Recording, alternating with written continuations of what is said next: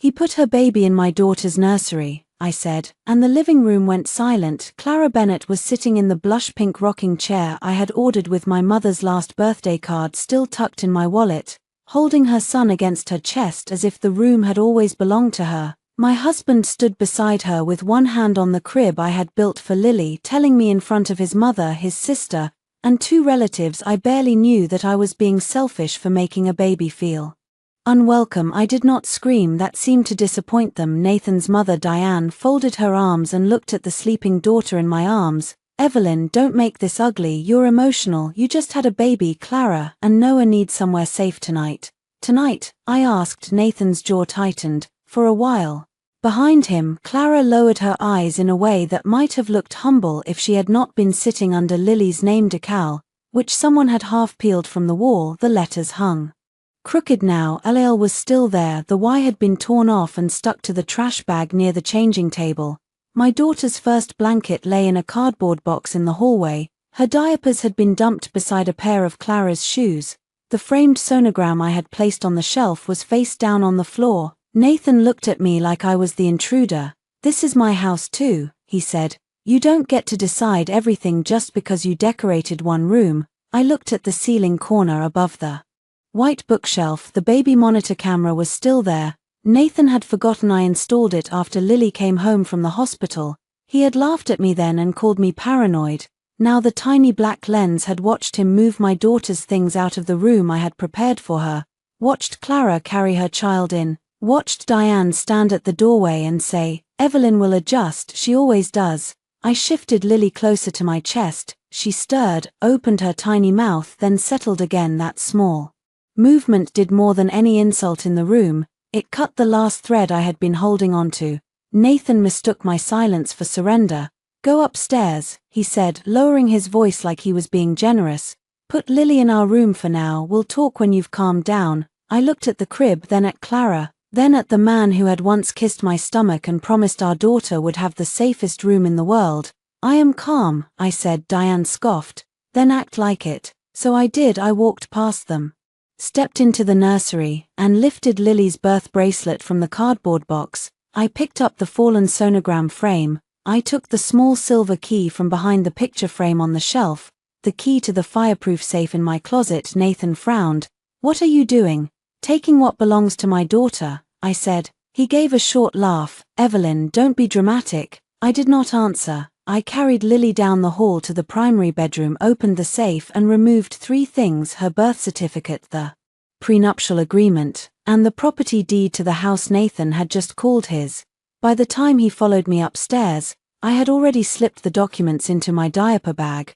"Where do you think you're going?" he demanded. I looked at the man who had moved another woman's baby into my daughter's room and thought I would fight for a corner of my own home. Then I turned off our shared location. "I'm leaving before you make the mistake of thinking you threw me out." I had imagined bringing Lily home 100 times before I actually did. In every version, Nathan was waiting at the door. He would take the car seat from my tired arms, kiss my forehead, and whisper that our daughter was perfect. His mother might cry. Someone would take too many pictures. I would pretend to complain while secretly saving everyone. The nursery light would be on, not the harsh ceiling light, but the small moon-shaped lamp near the window, the one I had chosen because it made the whole room glow softly, like a promise I had washed every Odyssey twice. I had folded the blankets into the bottom drawer by color. I had placed the first stuffed rabbit my mother bought before she passed away on the shelf where Lily could see it when she was older. That room was the one place in my marriage where I had not compromised. Nathan liked beige. His mother liked practical. I liked warmth, softness, and proof that my daughter had been wanted before she took her first breath. When the garage door opened that afternoon, I was exhausted from a pediatric checkup, still sore from delivery, and wearing the same loose cardigan I had slept in the night before. Lily was asleep against my chest in her wrap. She smelled like milk and baby shampoo. I stepped into the house and noticed the first wrong thing before I even set down my bag. There were unfamiliar shoes by the entryway, women's shoes, a pair of pale blue flats, small and clean, placed neatly beside Nathan's sneakers. I stared at them, then I heard a baby cry upstairs. Not Lily. I knew my daughter's cry already. Hers was thin and breathy at first, like she was unsure whether the world deserved her effort. This cry was sharper, older, hungry. My hand tightened around the strap of the diaper bag. "Nathan," I called. No answer. The house smelled like lavender detergent and someone else's perfume. I walked toward the stairs. Every step made the soreness in my body pull. But something cold had started moving through me, stronger than pain. At the top of the stairs I saw the boxes, 3 cardboard boxes in the hallway outside the nursery door. My stomach dropped before my mind understood what I was seeing. Lily's white swaddle blankets were in the first box, unfolded and crushed. The pale yellow sweater my mother had knitted before she died was hanging over the edge like trash. The second box held diapers, wipes, bottles, burp cloths, and 2 framed photos from the hospital. The third held books, tiny socks, and the pink wooden name sign I had ordered from a small shop in Vermont, Lily, for letters. Carved and painted by hand, the L had a scratch across it now. I could not breathe for a second. Then the nursery door opened. Clara Bennett stepped out. I had seen her once before, 8 months pregnant, standing too close to Nathan outside his office building. He had told me she was a former assistant going through a difficult time. He had said I was insecure for noticing the way she touched his arm. Now she stood in my hallway wearing my husband's grey t-shirt, holding a baby boy against her shoulder. "Oh," she said, not shocked, not ashamed, just soft, careful, like she had practiced being found. Her baby turned his head and rooted against her shirt. He looked maybe 4 months old. His dark hair was damp from sleep. My eyes moved past them into the room I had painted with my own hands while Nathan answered work calls downstairs, the room where I had sat on the floor at 7 months pregnant, sorting tiny clothes and crying because my mother would never meet her granddaughter, the room that had been waiting for Lily. It was no longer Lily's room. The crib sheets had been changed. The white fitted sheet with little gold stars was gone, replaced by a blue one I had never seen before. A diaper bag sat on the changing table. A stack of Clara's baby clothes filled the chair. Lily's rabbit was missing from the shelf. The moon lamp was still there, but the little name decal above it had been ripped halfway off. The Y was gone. Clara followed my eyes and smiled like an apology. "I'm sorry about the mess," she said. "Nathan said we could settle in before you got back." Settle in. The words moved through my chest like glass. I looked down at Lily. She was still asleep, warm and unaware. I had spent weeks imagining her first moment in that room. Instead, she had come home to find herself removed before she ever arrived. "Nathan," I said again. This time my voice carried. He appeared at the top of the stairs with his phone in his hand. His face changed when he saw me, but not with guilt, with annoyance. "You're back early," he said. "Early. The appointment was supposed to take longer." I looked at him, my husband, the man who had missed 3 prenatal appointments, then posted a picture of himself assembling Lily's crib on social media as if he had been Father of the Year. The man who had kissed me in the hospital room and said he would make things right once the baby came. He stepped toward Clara first, not me, not Lily. "Is Noah okay?" He asked. "Noah," he said the child's name gently. I waited for him to look at his daughter. He finally did. His eyes dropped to the sleeping bundle against me, then back to my face. "Evelyn, before you react, listen." That was when I knew this had not been an emergency, this had been planned. "Why are Lily's things in the hallway?" I asked. Nathan sighed. That sigh, I knew it. It was the one he used when he wanted me to feel childish before I even spoke. "Clara needed the room," he said. "Noah's been sleeping badly. She has nowhere stable right now." I turned my head slowly and looked at Clara. She lowered her eyes. "I didn't want to cause problems," she murmured. She was standing in my daughter's nursery wearing my husband's shirt. The sentence almost made me laugh. Diane's voice came from downstairs. "Is she home?" A moment later, my mother-in-law climbed the stairs with a dish towel in her hand, as if she had been hosting a family dinner instead of watching another woman move into my house. She looked at my face, then at the boxes. "Evelyn," she said sharply, "don't start." I stared at her. She came up the last step and lowered her voice. "You just had a baby. Your hormones are everywhere. This is not the time for drama. This is my daughter's room." "It's a room," Diane said. "A baby doesn't know the difference." "I do." Nathan rubbed his forehead. "That's exactly the problem. You're making this about you." My fingers went numb around Lily's blanket. "Who moved her things?" No one answered. That was an answer. I looked at Nathan. "You." His jaw moved. "Evelyn," he said. "I did what had to be done, had to be done." The phrase settled between us. A month ago, I had needed help getting out of bed after labor, and he had complained that I was making him late for a client dinner 2 weeks ago. Lily had cried from 2 to 5 in the morning, and he had gone to the guest room because he had a morning meeting 3 days ago. I had asked him to bring diapers from the store and he had forgotten, but moving another woman into my daughter's nursery had to be done. Clara bounced Noah gently. Maybe I should go downstairs. No. Nathan said quickly. He said it too quickly. Diane looked at me. Clara is not the enemy here. I almost smiled. That was the thing about people who had already chosen sides. They always wanted the wounded person to be reasonable first. Nathan stepped closer. Clara's lease ended. She had complications after the birth. She needs support. Noah needs routine. We have space. I asked. He ignored the word. You and Lily can stay in our room for now. For now, yes, and Clara stays in Lily's nursery. Until we figure things out. I looked past him at the crib. Noah had started to fuss again. Clara carried him back inside. As if my silence were permission, she sat in my rocking chair, the one I had saved for months to buy, and began to pat his back. That was the first public humiliation of my new life as a mother. Not a ballroom, not a party, not a crowd, a hallway, 3 cardboard boxes, a mistress sitting in my chair with her baby in my daughter's room, while my husband's family watched to see whether I would break. Diane folded her arms. Evelyn, you need to be mature. My laugh came out quietly. Mature? Yes, there are children involved. My child is involved, and so is Noah. Nathan snapped. The silence after that was different. Even Diane looked at him. Nathan had defended Clara's baby before acknowledging that he had just displaced his own daughter. Clara's eyes flicked toward me. There was something in them then, not guilt, victory. I saw it, and because I saw it, I stopped pleading with the part of myself that wanted to ask why. Why would he do this? Why now? Why her? Why our daughter's room? Those questions belonged to a woman still hoping the answer might make the pain smaller. I was not that woman anymore.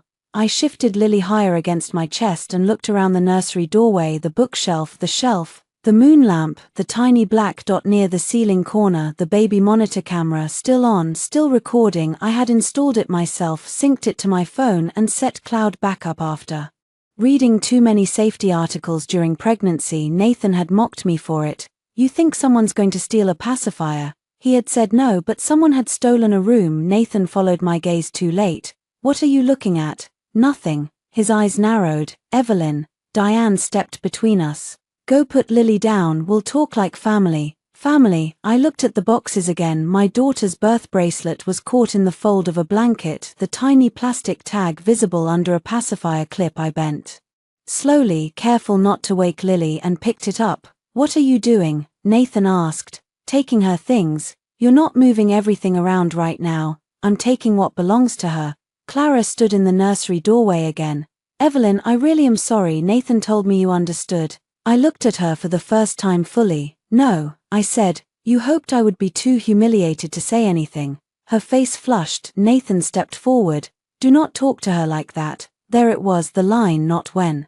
His mistress sat in my daughter's nursery, not when my newborn's things were boxed in the hallway, not when his mother called me unstable, but when I spoke one true sentence to Clara. He found his outrage. I nodded once, not to him, to myself. Then I walked down the hall to the primary bedroom. Nathan followed.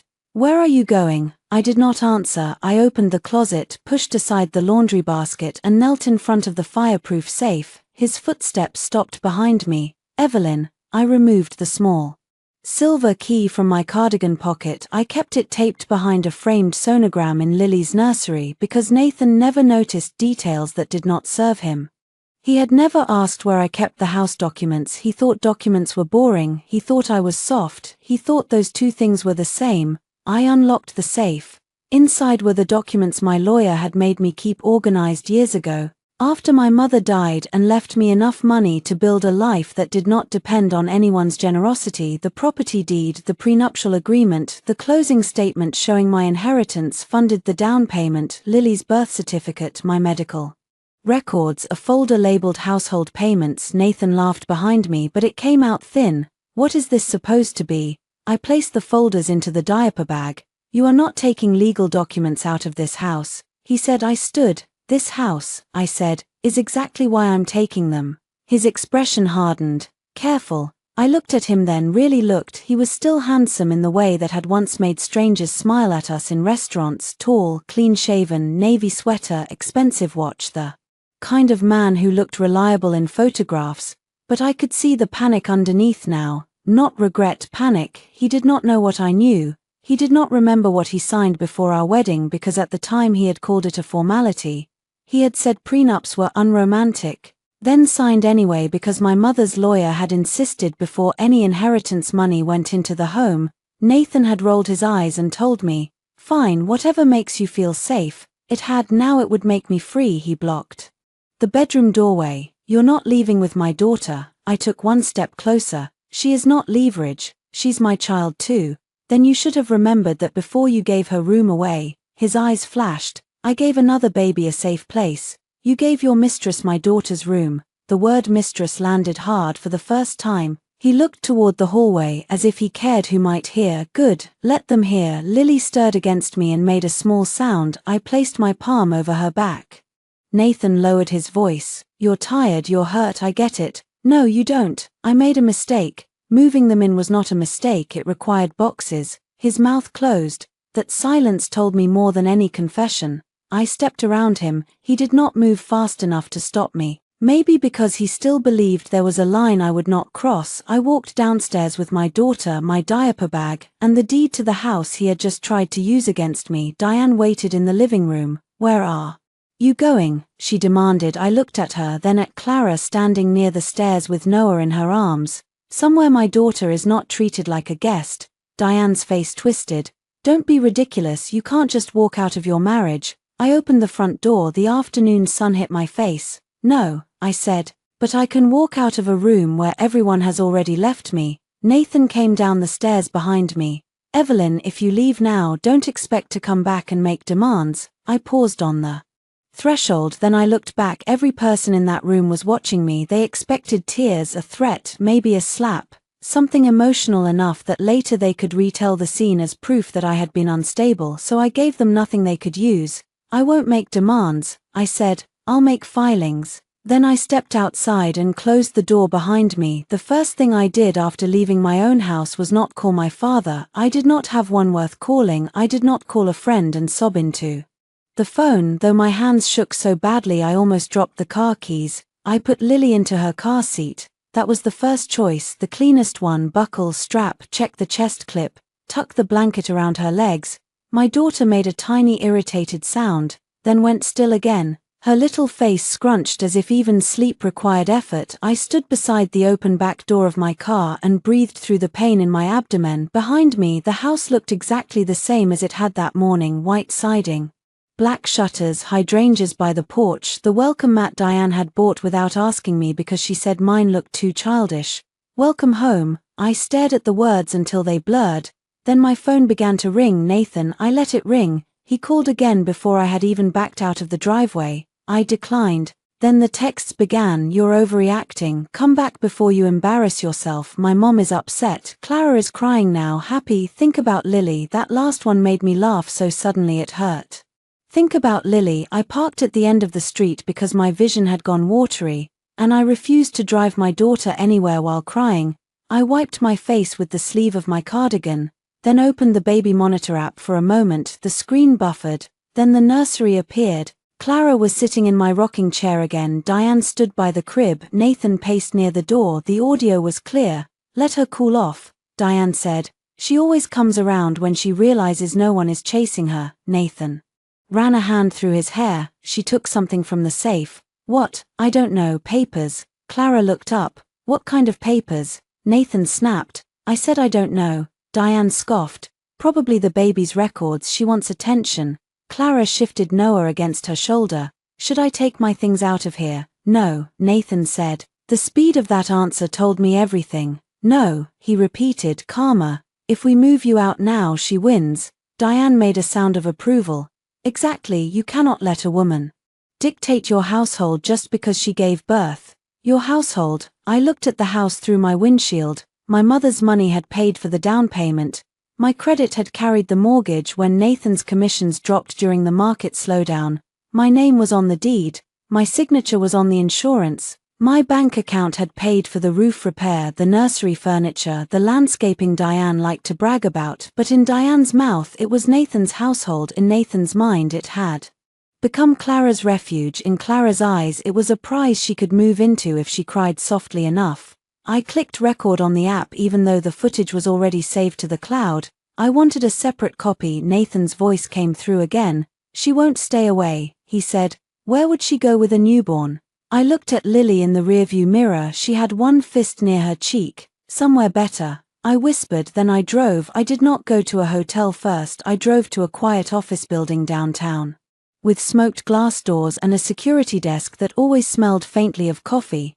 The plaque outside the third-floor elevator read Brooks Family Law and Estate Counsel. Maya Brooks had been my mother's lawyer before she became mine. She had helped settle the estate after Mom died. She had explained trusts, beneficiary forms, and why love did not cancel the need for signatures. She had drafted the prenup Nathan hated. She had looked me in the eye 2 weeks before my wedding and said, "Evelyn, protection is not pessimism, it is respect for the woman your mother raised." At the time I had smiled politely and thought she was too cynical.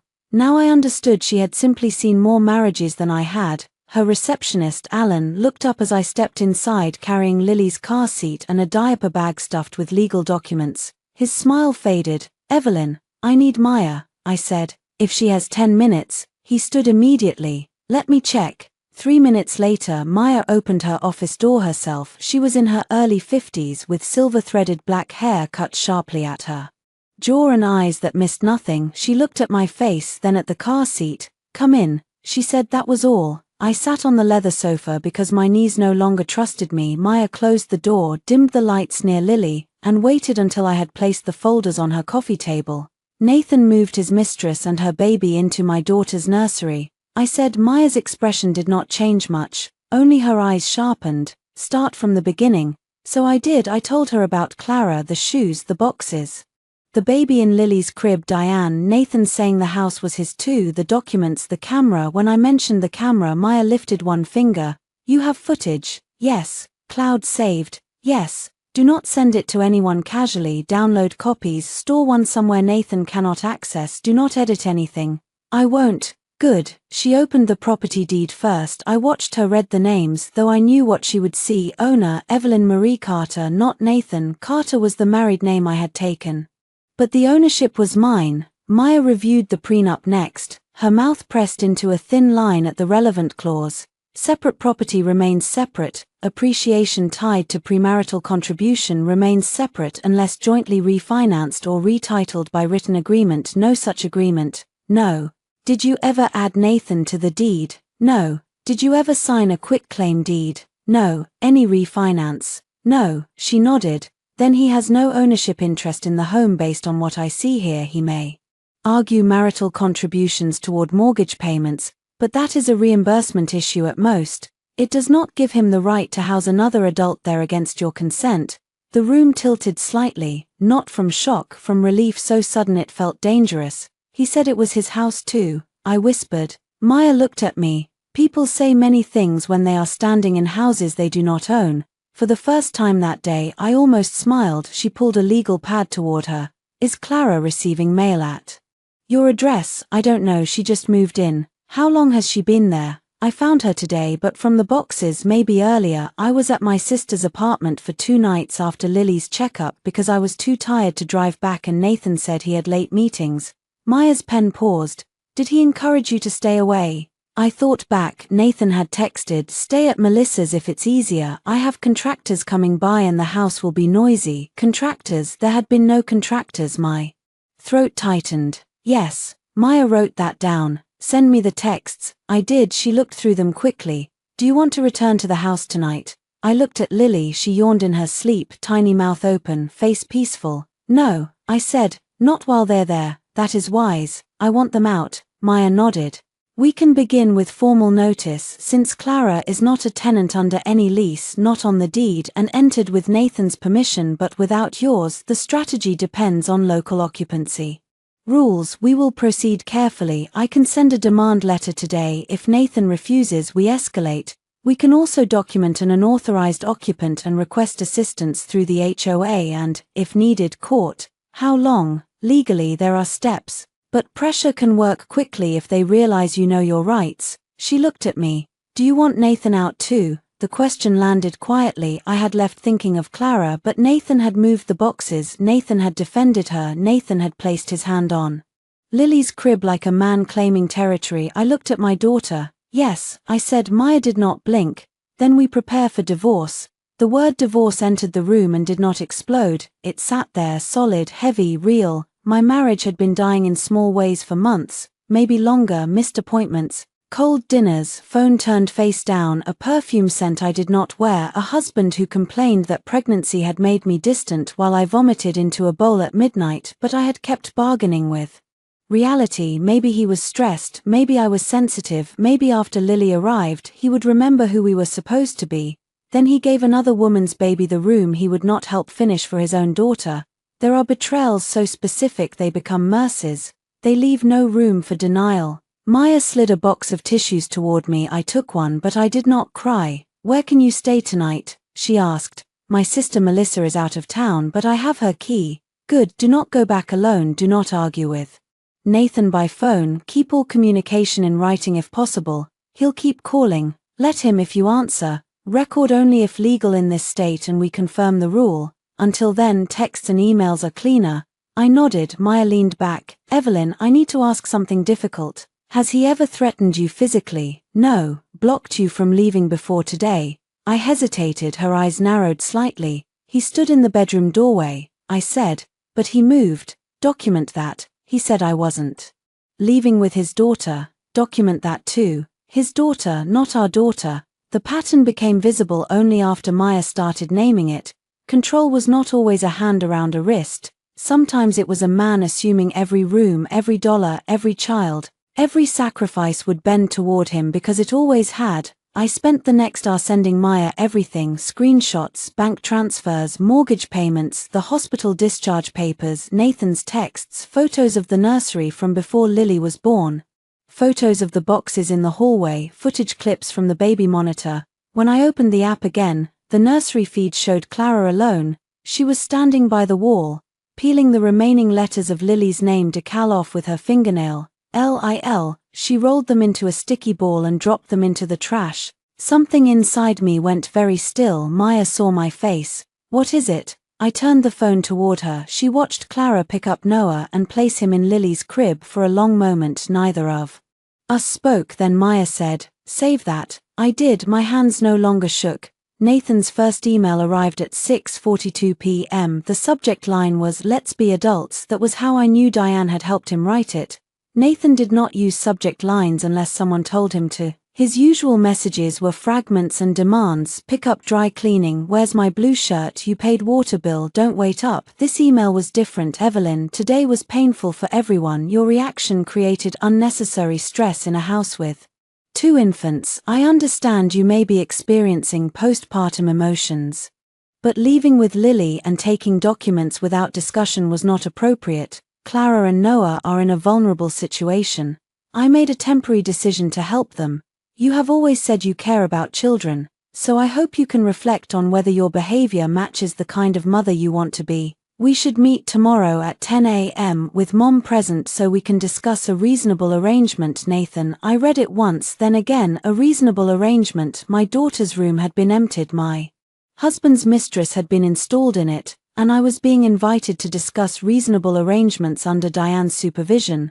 I forwarded the email to Maya. Her response came 3 minutes later: do not attend alone, ask for agenda in writing, keep tone neutral. So I wrote back, Nathan, send the specific arrangement you are proposing in writing before any meeting. I will not discuss my daughter's living situation with Clara present. All communication about the house and Lily should remain written for now. Evelyn, he called immediately. I let it ring, then came the text, you're making this legal? Seriously? I replied yes. The dots appeared, disappeared, appeared again, then nothing. That night at Melissa's apartment, I slept in 40-minute pieces. Lily fed, cried, slept and woke again. My body ached. My mind replayed the hallway boxes every time I closed my eyes. At 3:15 a.m. while Lily slept against my chest and the city hummed outside the window, I opened my bank app. The household checking account was still Linked to automatic payments Nathan had asked me to manage because I was better at that stuff.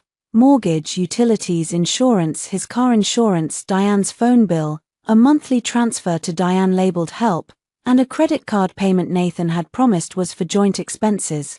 I clicked through each one. The mortgage stayed, the utilities stayed, insurance stayed, Diane's phone bill stopped, the monthly transfer stopped, Nathan's credit card autopay stopped. A warning popped up asking if I was sure I was.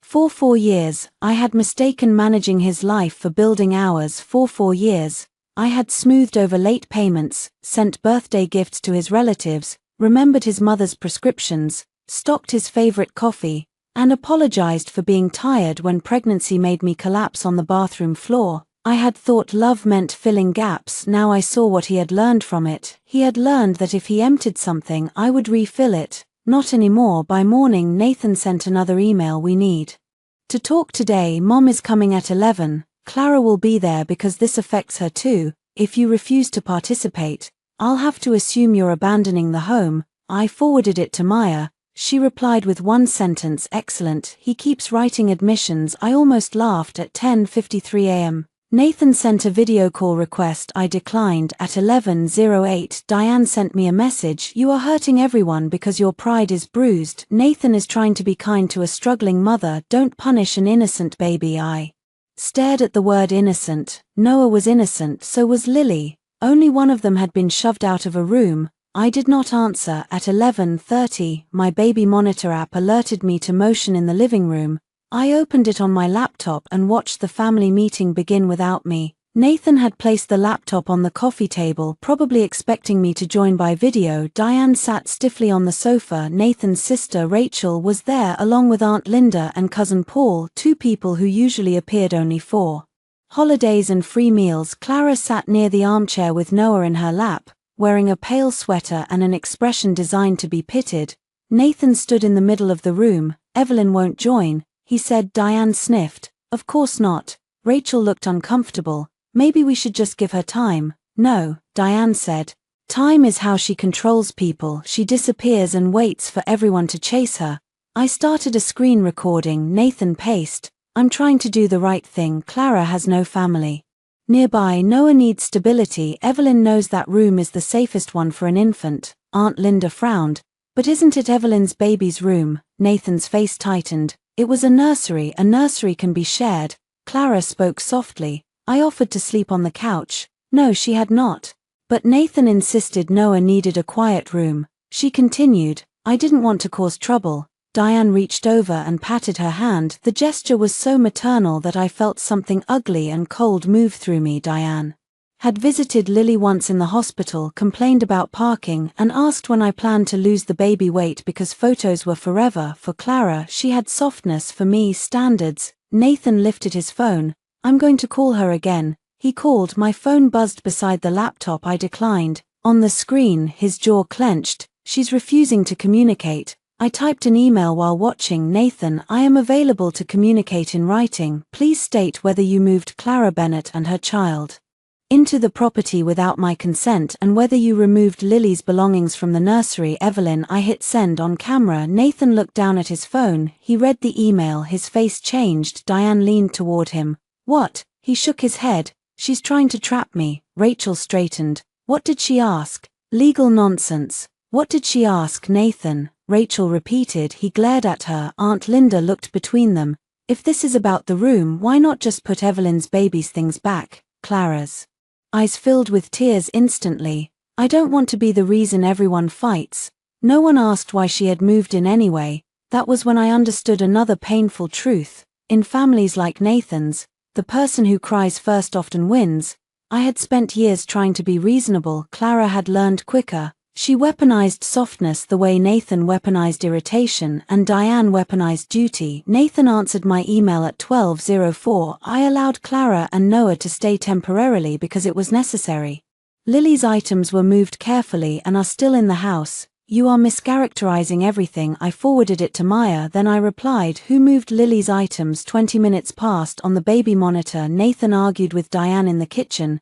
She wants me to say I did it. Diane whispered. Don't, she'll twist it. Rachel's voice came from the doorway. Did you? Silence. Then Nathan said, It's my house too, I can move furniture. There it was, clear, useful, damning. Rachel said. Nathan, he snapped. Don't start with me. I saved the clip. By afternoon, Maya had drafted the first formal notice. It was not dramatic, legal documents rarely are. That was their power. They did not sob, they did not beg, they did not ask a faithless man to remember his vows. They stated facts. Clara Bennett had no lease, no ownership interest, no written permission from the property owner, and no lawful basis to remain if consent was withdrawn. Nathan Carter was advised that inviting an unauthorized occupant into separately owned property without the owner's consent did not create tenancy rights by magic. All personal belongings not belonging to the owner or her minor child were to be removed. Further interference with the owner's access or property would be documented. Maya read the final paragraph aloud over the phone. If they refuse, we proceed with court filing and request appropriate relief. I'll coordinate with a process server and the HOA. Can it happen fast? I asked. We will make it happen correctly, she said. Correctly is what keeps it from collapsing later. I looked over at Lily, sleeping in the portable bassinet Melissa kept for visiting friends.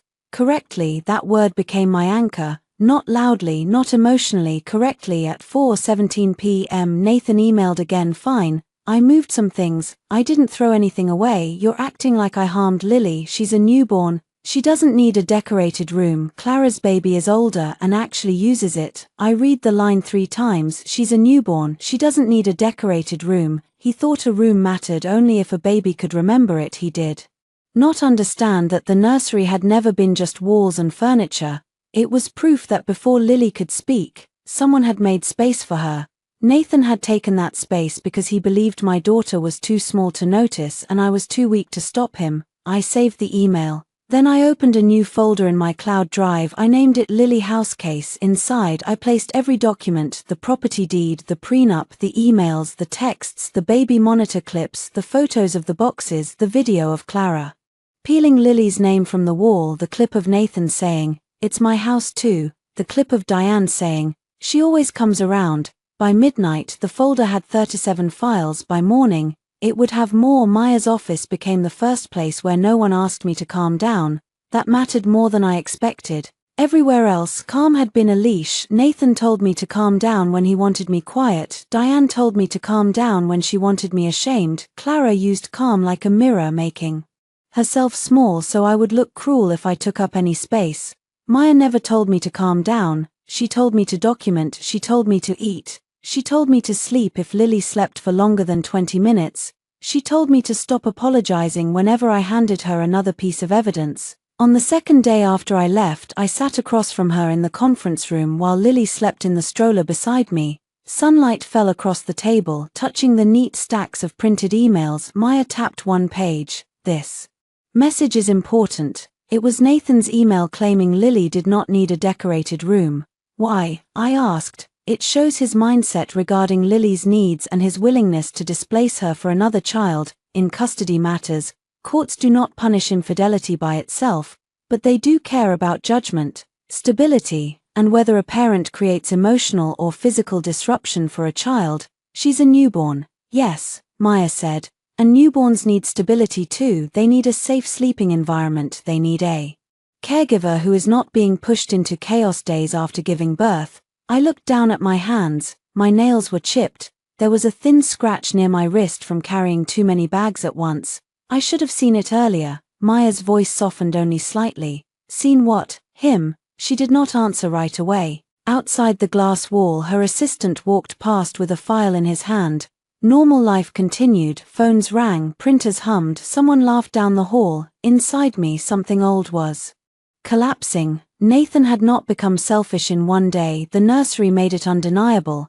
But the pattern had been there. The first year of marriage, he had called my work cute because designing children's spaces did not impress his real estate friends. The second year, he began asking me to handle his mother's errands because I had a flexible schedule. The third year, when we started trying for a baby and I had 2 miscarriages, he cried the first time, held me the second time, and avoided the house the third. By the time Lily survived inside me, I had become grateful for crumbs, a hand on my back during an ultrasound, a half-finished crib, a caption under a social media post, "My girls." He had liked the image of us, he had not cared for the reality. I kept thinking if I needed less he would love me more. I said. Maya looked at me over her glasses. And did needing less make him give more? The answer sat between us. No, it had taught him to take. Lily made a small sound in the stroller. I reached down and touched her blanket. I don't want her to learn this from me. Then she won't, Maya said. That afternoon we built the timeline. Maya wanted exact dates. When did Clara leave Nathan's office? When did Nathan start staying out late? When did he suggest I stay at Melissa's apartment? When did the so-called contractors come? When did Lily's nursery camera record movement? I had always thought betrayal would feel foggy. It did not. Once I began documenting, it became frighteningly clear. 3 weeks before Lily's birth, Nathan texted Clara at 1:12 a.m. Soon, I just need to handle things at home. 2 weeks before Lily's birth, Clara sent him a photo of Noah asleep in a car seat with the message, "He deserves better than this." Nathan replied, "I know, I'll fix it." The chat history came later from Clara, but I did not know it yet. At that point I only had my own messages with Nathan. 8 days before Lily's birth, Nathan asked me where the spare nursery sheets were kept. I had been touched. I thought he wanted to help. 4 days after Lily came home, he suggested I stay at Melissa's because contractors were coming. The monitor showed no contractors. It showed Nathan carrying out Lily's boxes at 9:43 p.m. It showed Clara arriving with Noah at 10:18. It showed Diane entering at 10:41 with 2 grocery bags. It showed all 3 of them standing in the nursery while Nathan pointed at the crib and said something the camera did not fully catch because Clara was crying over it. Maya sent the audio file to a technician to clean it. "Do we need that?" I asked. "We may not," Maya said. "But evidence is like insurance. You collect it before you know which piece saves you." I thought of my mother. She had kept everything: receipts, titles, medical records, birthday cards, warranty manuals for appliances she replaced years earlier. I used to tease her for it. After she died, those folders helped Maya settle the estate without chaos. Now my mother's habit lived in me and it was saving my daughter's home. That evening I went to Melissa's apartment and tried to make it feel less temporary. I washed Lily's bottles, I folded the few clothes I had grabbed, I laid my mother's yellow knitted sweater across the back of the sofa because it hurt too much to keep it in a bag. Melissa called from Seattle when she landed. "I swear to God," she said, skipping hello, "I will fly back tonight and shave his eyebrows off in his sleep." I laughed for the first time in days. It came out cracked. "Please don't commit a crime for me. I'm not saying I'll get caught." "Mel," she exhaled hard. "Are you safe?" "Yes." "Is Lily safe?" I looked at my daughter sleeping in the bassinet beside the couch. "Yes." "Good, then listen to me. You are not homeless, you are not abandoned, you have keys to my place, my car if you need it, and every ounce of rage I own." I closed my eyes. "Thank you." "Don't thank me, tell me what you need." The old Evelyn would have said nothing. "I'm fine." The new one, the one born in the hallway outside a stolen nursery, said, "Can you stay on the phone while I eat something?" Melissa's voice softened. "Of course." So I heated soup while my sister talked about airport delays, hotel coffee, and a man at baggage claim who tried to pick up the wrong suitcase 3 times. It was ordinary. It saved me from sinking. Halfway through the soup, my phone buzzed. Nathan, not a call, a photo. He had sent a picture of the nursery. Noah was asleep in Lily's crib. The message below it said, "This is what you're punishing." I stared at the screen. Melissa went quiet. "What happened?" He sent a picture of Clara's baby in Lily's crib. "What the hell is wrong with him?" I saved the image, then I forwarded it to Maya. I did not reply. 5 minutes later, Nathan sent another message. "You used to be kind." That one hurt. Not because it was true, because for years he had made kindness mean surrender. I typed one sentence: "I am kind to my daughter" first. I hovered over send, then I deleted it. Maya had said written communication should be strategic.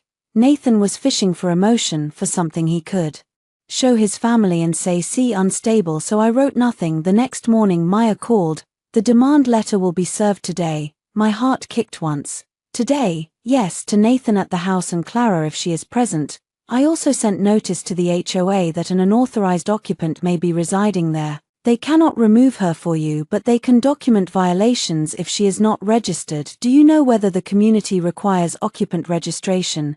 "Yes, anyone staying longer than 7 days has to be registered." "Good, she just moved in." "Even better." I looked at Lily, who was awake now and staring at nothing with the solemn confusion of newborns. What happens after they get it? They will either comply, panic, or escalate. Maya said, prepare for all three. Nathan chose all three at 2:06 p.m. He called 8 times at 2:18. Diane called 3 times at 2:31. Rachel texted, what is going on? Mom says you sent legal papers to the house. I replied, Nathan moved Clara and her baby into Lily's nursery without my consent. I have asked them to leave my property. Rachel did not respond for 11 minutes. Then your property? I sent no documents, not yet. I wrote yes at 3:05. Nathan emailed, you are insane. You cannot evict my guest from our family home. You abandoned the house. I am allowed to have support here at 3:08. Maya replied on my behalf, Mr. Carter, please direct all legal communication to my office. Ms. Carter has not abandoned the property. She left with her newborn daughter after you admitted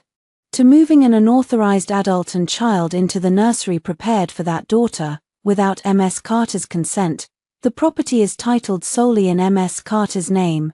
Any claim to the contrary should be provided in writing with supporting documentation. Maya Brooks. I read the email 3 times. The property is titled solely in Ms. Carter's name. It looked almost too simple. One sentence against years of entitlement. At 3:19 Nathan called again. This time I answered, not because I wanted to talk, because Maya was sitting beside me with her office phone ready to join if needed, and because in our state recording required consent. Maya mouthed, put him on speaker. I did. Nathan, I said, what the hell is this? He shouted. Lily startled in her stroller. My whole body tightened. Maya held up one finger, reminding me to stay steady. This call is on speaker with my attorney present.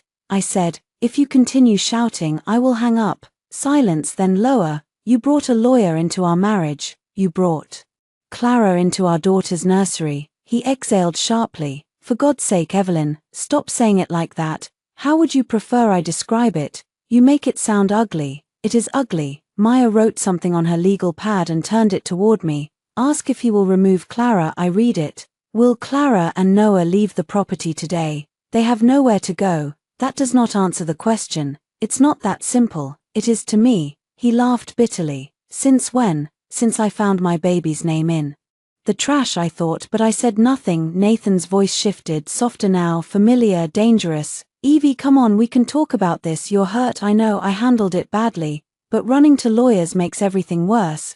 There was a time that voice could have pulled me back from any edge. It had apologized without changing. It had promised without planning. It had made me responsible for forgiving before he became responsible for stopping. I looked at Lily. No, I said, it makes everything clear. His silence sharpened. You'll regret this. Maybe, I said, but not as much as I'd regret teaching Lily that love means being displaced quietly.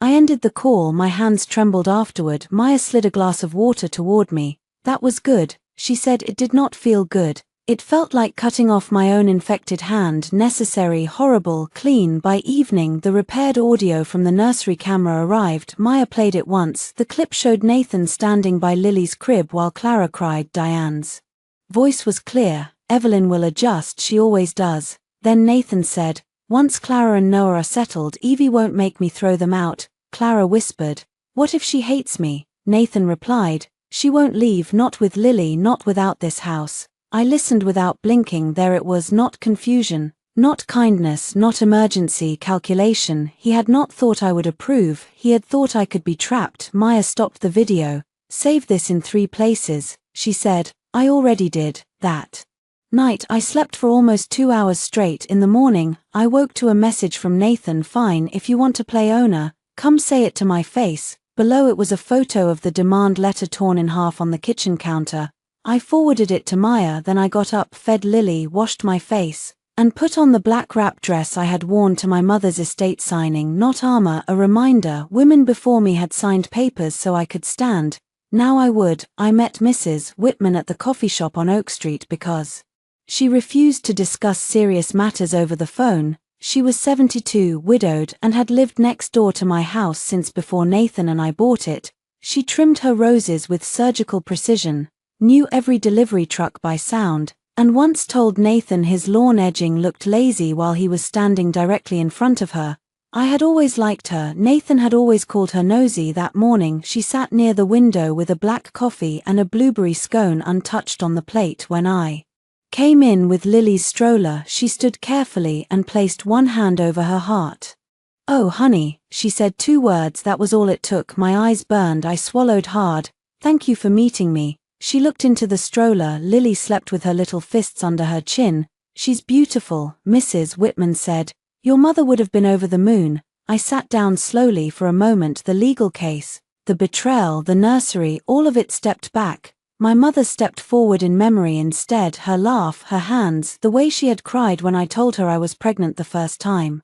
Before the loss, before illness took her too quickly to meet any of the babies I had hoped for, she bought the yellow sweater. I said, "I remember." She showed me the yarn. Of course she did. Mrs. Whitman remembered everything. She opened her purse and removed a folded piece of paper. I wrote down what I saw. I stared at it. She pushed it across the table. "I figured lawyers like things written."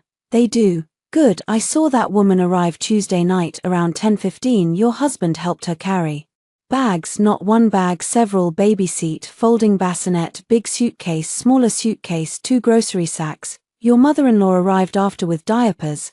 I read the neat handwriting. Tuesday 10:15 p.m. Clara Bennett arrived. Tuesday 10:42 p.m. Diane Carter arrived. Wednesday 8:20 a.m. Nathan placed 3 cardboard boxes in upstairs hallway, visible from sidewalk, not fully, saw through open front door. When delivery driver came, my breath caught. "You saw the boxes?" "I saw him bring one downstairs first, then carry it back up." When Diane waved at him like she was telling him not to leave it where people could see, I looked up. Mrs. Whitman's eyes were sharp behind her glasses.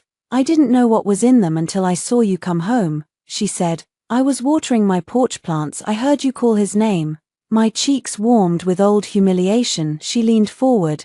"Do not be embarrassed because someone else behaved shamefully." I pressed my lips together. She continued, "Your husband told Mr. Harris from the HOA that Clara was his cousin." I froze. "What?" Wednesday morning, Mr. Harris was checking sprinkler complaints. Nathan introduced her as family. A cousin. Nathan had rewritten Clara before I even found her. Mistress was too ugly, guest was too temporary, cousin sounded safe. "Would you tell my lawyer that?" I asked. "I already wrote my number down." I laughed then, just a small broken sound. "Mrs. Whitman, I could hug you." "You may, but gently." I bruised like a peach. I did hug her gently. After coffee I drove to Maya's office with Mrs. Whitman's notes in the passenger seat and Lily asleep behind me.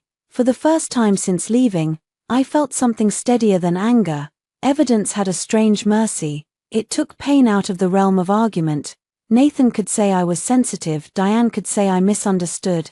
Clara could cry, but a timestamp did not care, a property deed did not care, a camera did not care, Mrs. Whitman's handwriting did not care. They simply existed. At Maya's office, we reviewed the footage.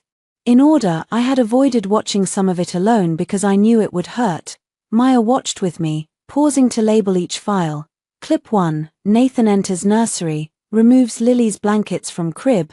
Clip 2, Nathan carries cardboard box into hallway. Clip 3, Diane folds Lily's clothes into box while speaking to Clara. Clip 4, Clara places Noah's diaper bag on changing table. Clip 5, Clara asks, "Are you sure she won't make us leave?" Clip 6, Nathan replies, "She won't leave, not with Lily, not without this house."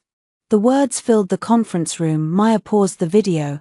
"That clip matters," she said. I nodded, but I could not stop staring at the frozen image. Nathan stood in profile near the crib, one hand on his hip, looking irritated rather than conflicted. Behind him, Clara held Noah and watched Diane place my daughter's clothes into a box. Diane's face was calm. No one looked guilty. That hurt more than if they had looked cruel. Cruelty could be heat. This was colder. This was a group of people reorganizing my life while assuming my pain would be manageable. "Play the next one," I said. Maya looked at me. "You don't have to watch all of it today." "Yes," I said, "I do." The next clip showed Clara alone in the room after I left. She stood near the wall and peeled Lily's letters off one by one. The audio caught her whispering to Noah, "It's okay, Daddy got us a real room." "Daddy," my stomach turned. Maya paused the video. "Do you want a minute?" "No." But my voice sounded far away. "Daddy." Nathan had not just moved Clara in, he had allowed her to give her baby a place in his life that he barely occupied for Lily. I thought of all the nights he had told me he was not good with newborns, how nervous he was, how he needed time to bond. Apparently he had found time elsewhere. Does Noah's birth certificate list Nathan? I asked. Maya's eyes shifted to me. We don't know. Can we find out? Not without proper legal reason and access, but it may become relevant if Nathan has been supporting him or representing himself. As the father, a new possibility opened under the old wound. I sat back. Do you think Noah is his? Maya chose her words carefully. I think Nathan's behavior suggests an attachment he has not disclosed, but we should not assume facts we cannot prove. Facts correctly, evidence first still. The question entered the case and refused to leave. If Noah was Nathan's son, then he had moved one child into another child's room. If Noah was not Nathan's son, he had still chosen Clara's child over Lily. Neither answer saved him. At noon, Nathan's credit card company called me. I ignored it. Then a text from Nathan came through. Why was my card declined? A second later, did you stop the payment? Then Evelyn, answer me. I showed Maya. She smiled without warmth. He noticed. I only stopped paying his personal card, as you should. He'll say I'm being vindictive. He can pay his own bill like an adult. That sentence should not have felt revolutionary. It did. For years I had paid the bills because if I did not, late fees appeared and Nathan blamed stress. I had transferred money to Diane because Nathan said it was easier than hearing her complain.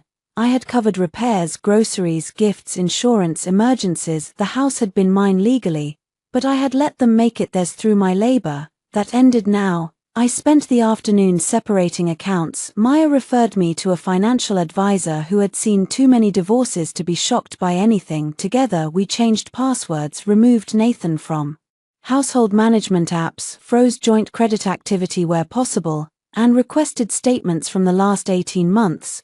One line item stopped me. 3 charges at a baby boutique I had never used. Date 6 months ago, 4 months ago, 2 months ago, total $2 $438.61. I clicked the merchant details: luxury crib bedding, infant clothes, nursing chair deposit. My mouth went dry. Nathan had bought things for Clara's baby while telling me we needed to keep nursery costs reasonable for Lily. I had used coupons. I had refinished an old dresser myself.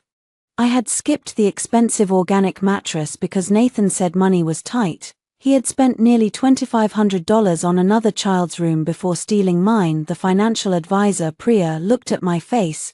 Do you want to stop for today? No, I said. Print it. By evening, the evidence folder had grown again. Mrs. Whitman's statement, the HOA note, the baby boutique charges, the torn demand letter, the photo of Noah in Lily's crib, the video of Clara whispering, "Daddy got us a real room." I sat in Melissa's apartment that night with Lily asleep on my chest and opened a blank document. Not for court, for myself. I titled it What Really Happened. Then I began writing. Nathan moved Clara into the house while I was recovering from childbirth. Nathan placed Clara's baby in Lily's nursery. Nathan removed Lily's belongings. Nathan lied about contractors. Nathan told his family I would adjust. Nathan believed I would not leave without the house. Nathan was wrong. The list looked brutal in its simplicity. I read it once, then I added one more line. I left before they could teach my daughter to disappear. The doorbell camera at the house sent an alert at 9:37 p.m. I opened the app. Nathan stood on the porch with Clara beside him.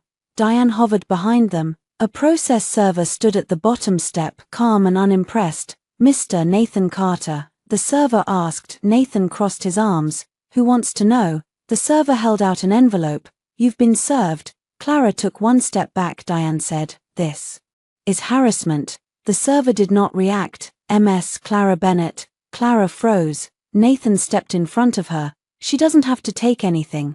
The server placed the second envelope on the porch table. "Service attempted and documented," he said. Nathan snatched the envelope and tore it open. I could not see the page, but I saw his face. The arrogance drained first, then the color. Then he looked up at the doorbell camera for the first time. I knew he understood I was watching. My phone buzzed. "Nathan, we need to talk now." I did not reply. Another message came. "You can't throw us out by sunset." I stared at the word us, not me, us. He had chosen his side all over again, so I chose mine. I forwarded the screenshot to Maya and set the phone face down. Lily sighed in her sleep. I kissed her forehead. "By sunset," I whispered, "they'll know whose door it is." The next morning I returned to my house with my lawyer, my sister's borrowed SUV, and my daughter sleeping in the back seat. I did not go alone, that was Maya's rule. It had become mine too. Mr. Harris from the HOA met us near the curb, wearing a windbreaker and an expression of strained politeness. Beside him stood Daniel Price, the real estate agent who had helped me buy the house years earlier. Daniel was not there as an agent that morning. He was there as a witness who remembered the closing, the title, and Nathan joking that he had married into better credit than he deserved. I had laughed then, Daniel had not. Now he greeted me gently. Evelyn, thank you for coming, of course. His eyes moved toward the house. I'm sorry. That phrase had started to sound different depending on who said it. From Nathan, sorry meant stop reacting. From Clara, sorry meant let me keep what I took. From Diane, sorry never came at all. From Daniel and Mrs. Whitman and Maya, sorry meant I see what happened and I will not ask you to pretend it did not. Maya reviewed the plan once more before we approached the front door. We are not forcing entry. If Nathan refuses, we are documenting, we are delivering notice, we are making clear that consent for Clara to remain is withdrawn and that Nathan cannot authorize occupancy against the owner's objection.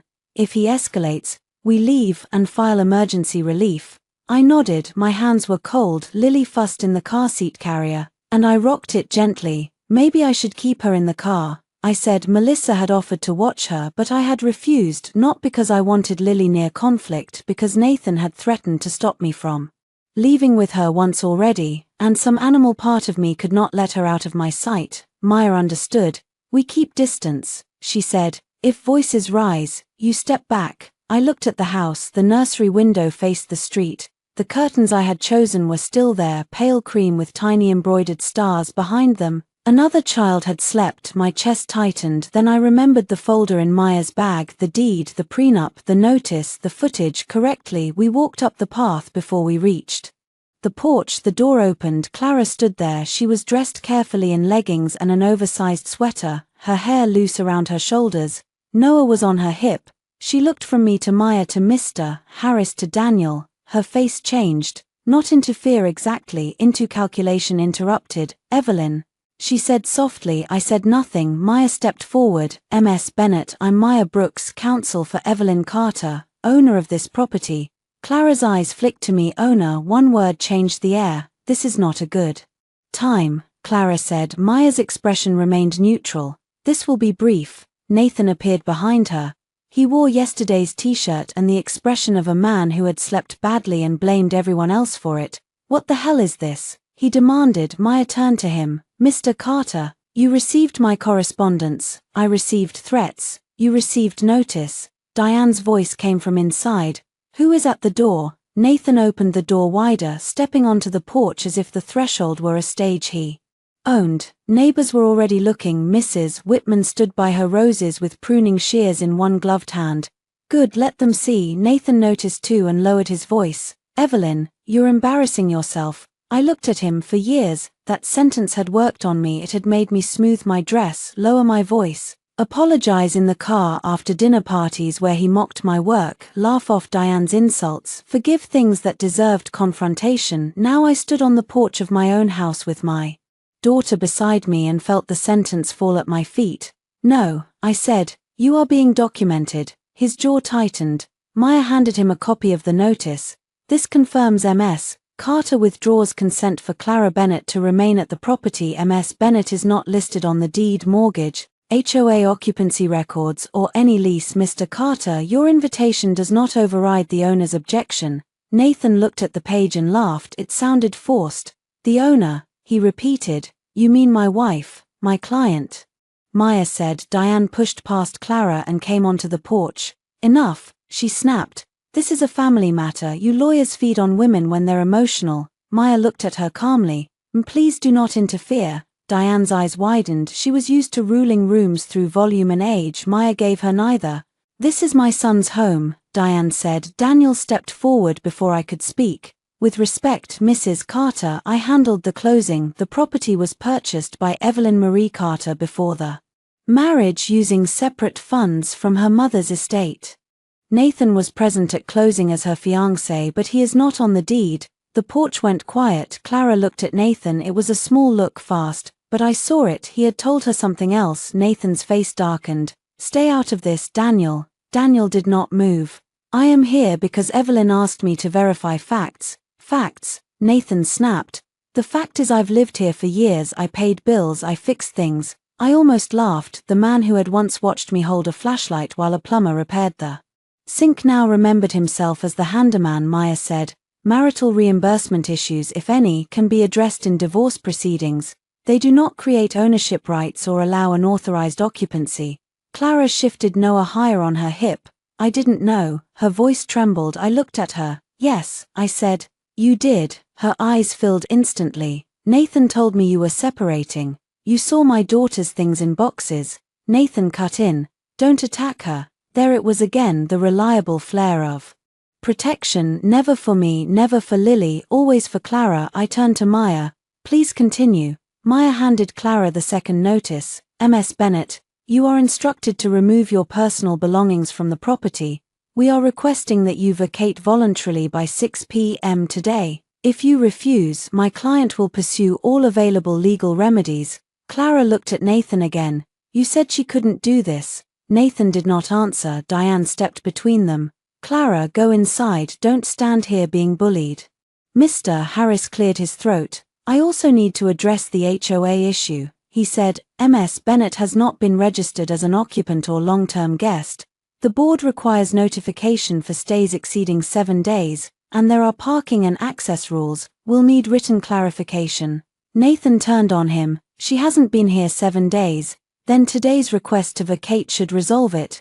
Mr. Harris said. Mrs. Whitman coughed from her rose bushes. It sounded suspiciously like a laugh. Nathan stepped closer to me. Maya moved half a step too. He noticed and stopped. You're really doing this? He asked. His voice was lower now, less performance, more disbelief. Yes, to Clara, to a baby, to the adults who put her baby in my daughter's room.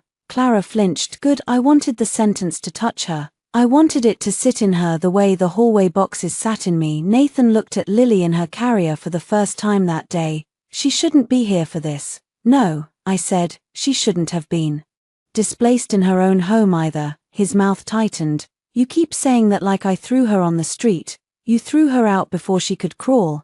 The porch went silent again. Somewhere down the street a car door closed. Diane whispered, that is a disgusting thing to say. I looked at her. It is a disgusting thing to do. For once, she had no immediate reply. Maya took a small step forward. We are finished for now, Mr. Carter. Ms. Bennett, all further communication should go through counsel. Nathan crumpled the paper in his fist. And if I don't leave? Maya's tone did not change. Then you create more evidence. It was the perfect answer, not dramatic, not threatening. True. Nathan looked at me, then really looked, as if he was trying to find the woman who would have softened the moment he seemed cornered. She was gone, not dead. Gone. There is a difference. A dead thing can be mourned. A gone thing has chosen distance. I lifted Lily's carrier and turned away. Behind me, Clara said, Nathan, her voice was thin, afraid now. I did not look back. In the car my hands shook again, but this time not from helplessness, from adrenaline, from the shock of standing upright after years of bending. Maya got into the passenger seat. You did well. I wanted to slap him. You didn't. I wanted to scream at her. You didn't. I wanted to ask how long. Maya looked at me. You didn't, because the answer no longer changes the decision. I stared through the windshield at the house. She was right. Whether Clara had been in his life for 6 months or 2 years, whether Noah was his son or not, whether he claimed to love me or her or himself most, the decision was already made. He had moved my daughter out. I was moving them out at 1:12 p.m. Nathan emailed Maya, this is coercive and abusive. Evelyn is using property technicalities to make a mother and baby homeless. Maya replied, Ms. Carter is not responsible for housing the woman with whom you had an affair, nor Ms. Bennett's child. You remain free to secure housing for your invited guest elsewhere. I read it twice, then once more for pleasure. At 2:30 p.m., Clara began carrying bags to Nathan's SUV. The doorbell camera caught it at 3:05. Diane arrived with boxes and anger. At 3:40, Nathan carried Noah's folding bassinet out while Clara cried on the porch. At 4:12, Nathan stopped and looked directly into the doorbell camera. This isn't over, he said. I saved the clip. At 5:48 p.m. the sun was low enough to turn the front windows gold. I sat in Maya's parked car. Across the street, Lily asleep beside me while Mr. Harris supervised a locksmith changing the temporary access code and rekeying the front door with my written authorization. Nathan stood on the lawn with Clara, Diane, and a pile of bags. Clara held Noah. Nathan held nothing. That was the image that stayed with me, not the anger, not the shouting, not Diane calling me cruel loud enough for two neighbors to hear. Nathan empty-handed while two women carried the consequences of him at 5:59. The locksmith closed the door and handed me the new keys. Nathan stepped toward me. Evelyn, I looked at the sky. The sun had not fully set. 1 minute early, I said. Then I took the keys. I did not sleep in the house that night. People later assumed I did. They imagined some triumphant scene, me walking through the front door after Nathan and Clara left, placing Lily in her rightful crib, and reclaiming every inch under golden sunset light. But real victory is rarely that clean. The house still smelled like Clara's perfume. Noah's blue blanket lay under the rocking chair. There were formula stains on the dresser I had painted white. Lily's mattress had been stripped and shoved against the closet wall.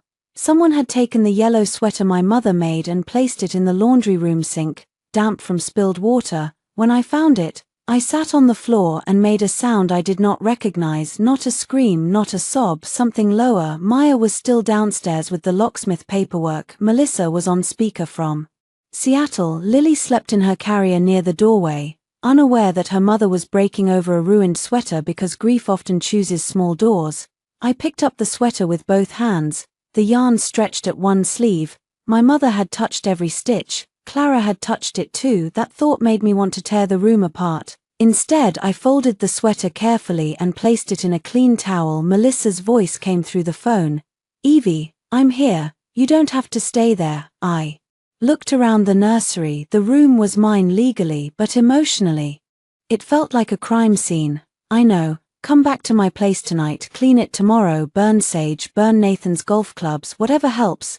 Despite everything, I laughed. I'm not burning evidence. Fine, photograph the golf clubs first. I took pictures instead. Every mark, every misplaced object, every item that was not ours, every damaged piece, the empty wall where Lily's name had been, the trash bag with the rolled up letters still inside, Lily. I photographed them before touching them correctly.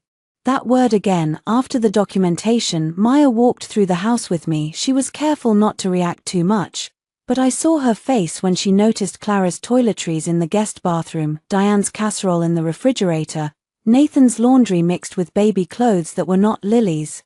This helps establish occupancy attempt, she said. I nodded. Then she added, quieter, I'm sorry. That almost undid me. I locked the house, checked the new keys twice, and returned to Melissa's apartment for the night. At 11:23 p.m. Nathan sent a message. You changed the locks on me. I did not reply. A minute later, I lived there for 4 years. Then you're acting like I'm some stranger. I stared at that one. A stranger would not have known which room hurt most. A stranger could not have weaponized my trust with such precision. Nathan had not been a stranger. That was why it hurt. The next morning I woke to 12 missed calls and 1 voicemail from Diane. I played it while feeding Lily. You listen to me, Evelyn. I don't know what poison that lawyer is putting in your ear, but you are destroying your family. Men make mistakes. Women with children do not have the luxury of pride. If you push Nathan too far, don't be shocked when he fights you for Lily. A court will see you through a father out of his own home. I saved it. Then I sent it to Maya. Her response useful. Also, do not engage. I did not. Nathan engaged enough for both of us. By noon, his lawyer sent a letter claiming Nathan had been wrongfully excluded from the marital residence and demanding immediate access. Maya responded with the deed, prenup excerpt, and a reminder that Nathan had introduced an unauthorized occupant and refused to remove her until formal legal notice. At 2:15 p.m., Nathan filed for temporary shared custody. At 2:27, he texted me, you want to play legal games? Fine, let's see how you like only seeing Lily half the time. I was standing in the cleaning aisle of Target when I read it. One hand on the cart, Lily asleep in her stroller, a bottle of fragrance-free detergent in front of me. For a moment, the world narrowed to the words only seeing Lily half the time. My body reacted before my mind did. Heat in my face, ice in my hands, a roaring in my ears. He had found the one threat that could still reach the deepest part of me. Not because he wanted Lily half the time, because he knew I feared losing her. The old Evelyn might have called him then, might have cried, might have offered compromise, the nursery, the house, the betrayal, all negotiable if he just did not touch motherhood. Instead I took a screenshot, then another, then I forwarded it to Maya. My message: he is threatening custody because of the house. Maya called within 30 seconds. Are you safe? Yes. Target. Good. Buy what you need, then come to my office. We expected this. You expected him to use Lily. I expected him to use whatever still mattered to you. I closed my eyes. Of course, people like Nathan always found the softest place. That did not mean they owned it. At Maya's office, we prepared for the temporary custody hearing. I had imagined custody as a moral question. Who loved the child more? Who woke up more often? Who knew the difference between hunger cries and gas cries? Who could find the tiny nail file at 3 a.m.? Maya explained that court required structure. Who provided primary care? Who attended medical visits? Who maintained safe sleeping arrangements? Who communicated responsibly? Who created instability? There, at least, Nathan had done me a terrible favor. He had created evidence. We gathered Lily's pediatric appointment records, my postpartum follow-up notes, photos of the safe sleep setup at Melissa's apartment, receipts showing I purchased Lily's formula, diapers, prescriptions and clothes, messages where Nathan declined pediatric visits because he had meetings, the email where he said Lily did not need a decorated room, the video of him moving her crib, the text threatening custody after losing access to the house. Maya also asked me to write a care log for the next week. Every feeding, diaper, nap, medication, appointment, and night waking went into a spreadsheet. It felt absurd at first, then empowering. Motherhood had become invisible labor so quickly. Nathan saw a clean baby and assumed the baby had somehow remained clean. He saw bottles in the cabinet and never thought about washing, sterilizing, drying, measuring, preparing. He saw Lily sleeping and called her easy. The log made the invisible visible. By day 3, it contained more proof of parenting than Nathan had performed in Lily's entire life. While we prepared, Clara disappeared from the house story, but not from the consequences. Mrs. Whitman reported seeing Nathan's SUV outside a budget extended stay hotel. Clara was with him. Diane visited twice. Rachel did not. Rachel texted me on the 4th day. Can we talk? I stared at the message for a while. Rachel was Nathan's younger sister, 30, a nurse, and the only person in his family who had ever apologized without being cornered first. She had not defended me in the living room, but she had looked uncomfortable at the time. Discomfort had felt like cowardice. Now I wondered if it was the beginning of recognition. I replied, "You can write." Her answer came slowly. I didn't know Clara was his affair partner. Mom said she was a friend from work in trouble. I thought you knew she was staying for a night. I closed my eyes. Diane had lied to Rachel too. Another message appeared. I'm sorry about Lily's room. I wanted to reject it. Sorry did not move boxes back. Sorry did not unpeel the name from the wall. But Rachel's apology did not come with a demand attached, so I wrote thank you. She replied, Mom is saying you're unstable. I don't believe that. I sent no evidence, not yet. But I wrote, the nursery camera recorded what happened. There was a long pause, then Rachel. Oh God, that evening, Nathan tried another strategy. He came to the house. The doorbell camera alerted me while I was inside the nursery, wearing gloves, and sorting through what could be saved. Maya had advised me not to stay there alone too long, but I needed to begin. The room could not remain frozen as the place my daughter had been erased. I opened the doorbell feed. Nathan stood on the porch with a bouquet of white roses. White roses, the same flowers he used to bring after arguments because he said red roses were too dramatic. I watched him press the bell. I did not answer. He pressed again. Evelyn, he said to the camera, I know you're there. Lily was downstairs in her portable bassinet, sleeping within sight of the hallway. My phone was in my hand. Maya was on speed dial. Nathan lifted the flowers. I want to talk, without lawyers, without everyone in our business. I almost admired the audacity. He had made our humiliation public in front of Clara, Diane, relatives, neighbors, a process server, an HOA manager, and a doorbell camera. Now that the facts had turned against him, he wanted privacy. I spoke through the doorbell.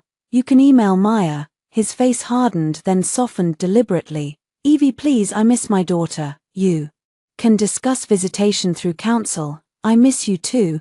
The words entered the room and found no home. Once I would have opened the door for that sentence. Once, I would have looked at the flowers and remembered the man from our early days, the one who drove across town to bring me soup when I had the flu, the one who cried during our wedding vows, the one who placed his hand over my mother's hospital blanket and promised her he would take care of me. But memory is not character, it is only footage. From before the reveal, "You need to leave," I said. He glanced toward the street. "Are you really going to make me stand out here?" "Yes, this is my home." "No, it is the house where you lived because I trusted you." His face changed. For 1 second I saw hatred flash through the mask, then he looked up at the camera. "You're going to regret turning me into the enemy." I did not answer. He threw the roses onto the porch, white petals scattered across the welcome mat. "Welcome home." Then he walked away. I saved the recording. By sunset, I had removed every trace of Clara from Lily's room, but I did not put Lily in it yet. Not because I was afraid, because reclaiming a room is not the same as healing it. I stood in the doorway holding the rolled-up letters of my daughter's name and understood something simple. The nursery did not need to be restored to what it had been, neither did I. The courthouse smelled like old paper, coffee, and rain-soaked coats. It was the kind of building where every hallway sounded tired. People sat on benches holding folders that contained the worst parts of their lives. A couple argued in whispers near the vending machine. A man in a suit stared at the floor while a woman beside him bounced a toddler on her knee and wiped her eyes with the back of her hand. I sat between Maya and Melissa, Lily asleep in her carrier at my feet. Melissa had flown back the night before and arrived at my apartment with no makeup, 2 suitcases, and the fury of a sister who had spent 6 hours on a plane imagining crimes. She had cried when she saw Lily, then she asked where Nathan lived now and whether the extended stay hotel had cameras. I told her not to commit a felony. She said she was only gathering information. Now she sat beside me in the courthouse, her knee bouncing under the bench. Maya reviewed the file calmly. "Today is temporary," she reminded me. "The court is not deciding everything. We are asking for primary physical custody to remain with you, supervised or structured visitation for Nathan at this stage, and exclusive use of the home pending divorce. What if the judge thinks I overreacted?" Maya looked at me. "Then we show why you did not." Across the hallway, Nathan appeared with his lawyer. He wore a dark suit and the grave expression of a man attending his own reputation's funeral. Diane walked beside him, dressed in navy, pearls at her throat, mouth tight. Clara was not there. Nathan saw me and immediately looked at Lily, not with tenderness, with performance. He approached slowly. Maya stood. "Nathan," she said. His lawyer touched his elbow, warning him. Nathan stopped a few feet away. "Can I see her?" he asked. It was the first civil thing he had said in days. Still, my body tightened. Maya answered before I had to. "Not in the hallway. We can address temporary contact in the hearing." His eyes moved to me. "You're keeping my child from me now." Melissa made a sound. I touched her wrist. "No," I said. "I'm keeping her out of hallway scenes." Diane scoffed. "You're enjoying this." I turned toward her. For years, Diane had been able to make me feel 14 years old with a single look. Too sensitive, too quiet, too ambitious, too tired, too pregnant, too emotional, too much or not enough, depending on what she needed me to be. Now I saw her clearly, a woman terrified that if I stopped absorbing Nathan's consequences, some of them might finally reach him. "No," I said, "I'm documenting it." Diane's mouth closed. Maya touched my elbow. "Good," she murmured. Inside the courtroom, the judge was a woman with gray hair, rimless glasses, and the brisk manner of someone allergic to performance. Her nameplate read Marjorie Ellis. Nathan's lawyer spoke first. He painted a picture of sudden maternal instability.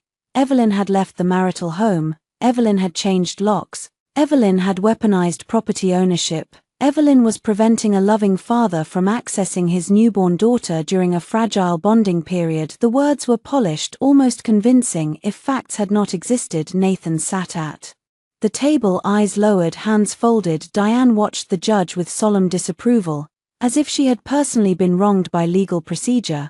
Then Maya stood. "Your Honor, my client left the home after discovering that Mr.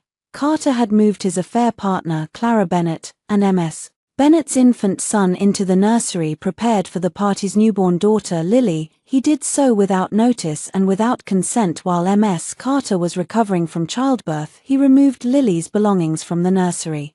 and placed them in boxes in the hallway. The judge looked up. That was the first shift, Maya continued. The property is titled solely to Ms. Carter and protected under a prenuptial agreement. Mr. Carter then threatened custody litigation after being served with notice to remove the unauthorized occupant. We have messages, video footage, witness statements, and financial records. Nathan's lawyer stood. Your Honor, we object to the characterization of Ms. Bennett as an affair partner at this stage. Maya nodded. We can use Mr. Carter's own correspondence and the footage for context. The label is less important than the conduct.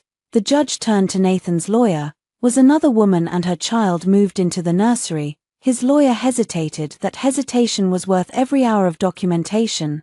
There was a temporary housing arrangement, he said, in the newborn's nursery. The judge asked. Nathan's lawyer looked at his notes. Yes, Your Honor, but the newborn could safely sleep elsewhere. The judge's eyebrows lifted. Maya did not smile. I loved her for that. She handed copies of the photos to the clerk.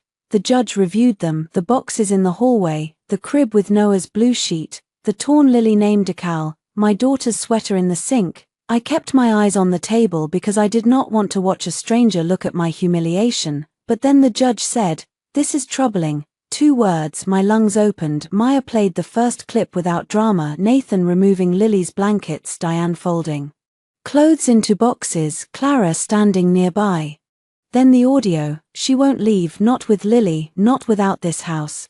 The courtroom went so quiet that I heard Melissa inhale beside me. The judge looked at Nathan. He stared straight ahead. His lawyer rubbed his forehead. Maya played the second clip, Clara peeling Lily's name from the wall. Then the third, Nathan's text. You want to play legal games? Fine, let's see how you like only seeing Lily half the time. The judge's expression hardened. Mr. Carter, she said, did you send this message? Nathan's lawyer stood. Your Honor, my client was emotional. The judge did not look at him. Mr. Carter, Nathan swallowed. Yes. Did you move Ms. Bennett and her infant into the nursery without your wife's consent? He looked at his lawyer. The judge waited. Yes, he said finally. But I thought it was temporary. Did you tell your wife beforehand? No. Did you remove your newborn daughter's belongings? His jaw tightened. I moved them to boxes in the hallway. Yes, while the child's mother was recovering postpartum. Nathan's face flushed. Yes. The judge made a note. Diane shifted in her seat. Maya then presented the care log, the pediatric records, and the list of appointments I had attended alone. Nathan's lawyer tried to argue that work obligations did not make a man an unfit parent. Maya agreed. Then she pointed out that threatening custody as retaliation for property enforcement did not demonstrate child-centered decision-making. Nathan stared at me then, really stared. I did not look away. He had wanted the court to see me as emotional. Instead, the court saw him as careless. When the judge issued the temporary order, her voice was clear. Primary physical custody would remain with me pending further proceedings. Nathan would receive scheduled visitation twice a week in a supervised setting for the first month, expanding only if he complied with communication and parenting requirements. Neither party was to disparage the other in the child's presence. Nathan was ordered not to bring Lily into contact with Clara Bennett pending further review. Exclusive use of the property would remain with me. Diane made a strangled sound. Nathan's face went white.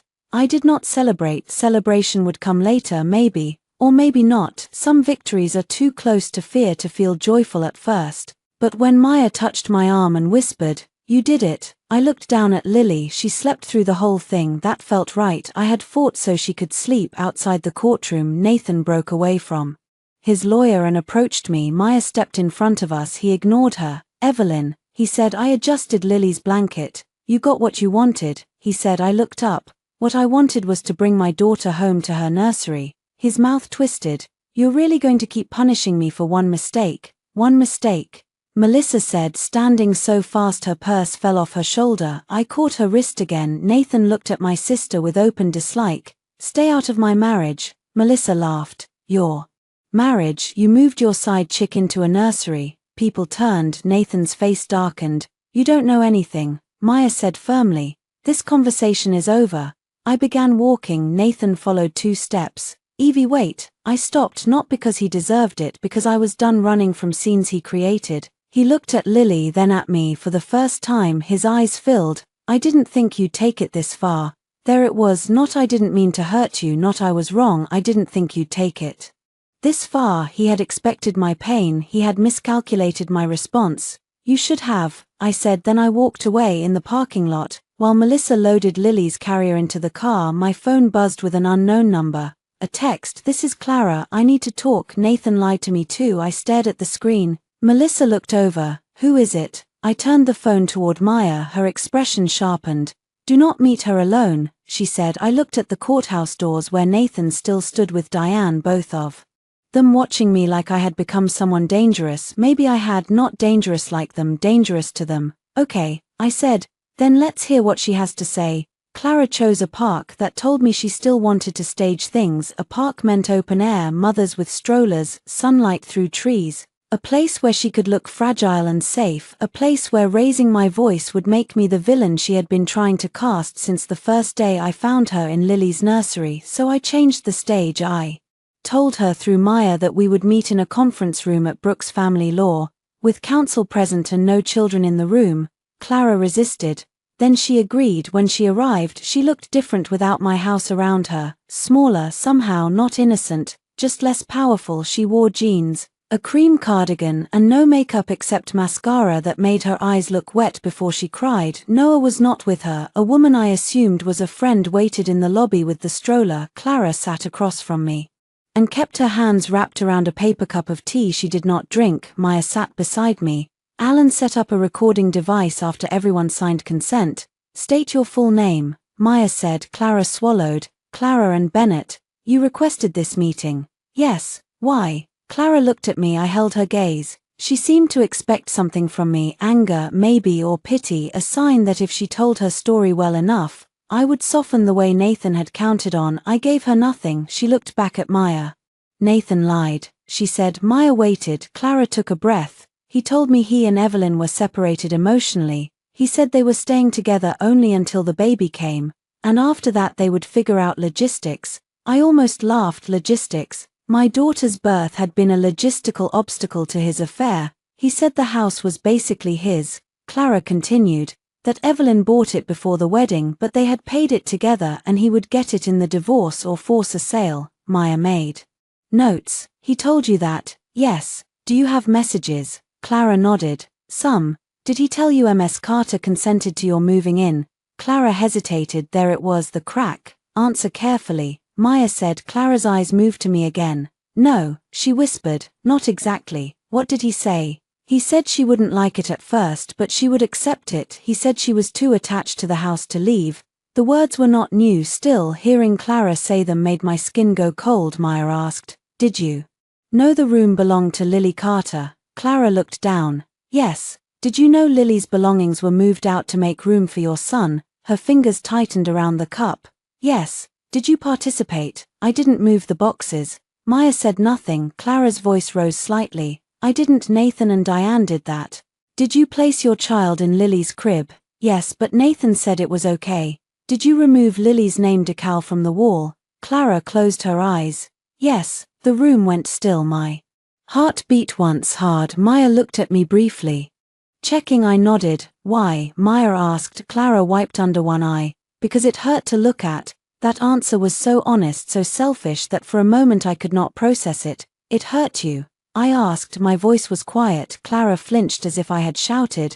You had my daughter's name on the wall, I said, in my daughter's room, and it hurt you. Her tears spilled over. I know how it sounds. No, I said, you know exactly how it sounds. That is why you're crying before I do. Maya touched my wrist lightly. A reminder. Correctly. I sat back. Clara breathed shakily. I thought if Noah had a place there, Nathan would finally stop hesitating. She said, there it was, not homelessness, not emergency, a strategy. You used your baby to anchor yourself in my house, I said. She looked ashamed then for the first time. It seemed real, but real shame did not erase real harm. Nathan promised he would take care of us, she whispered. He said after Lily was born you would be too focused on the baby to fight a divorce, he said.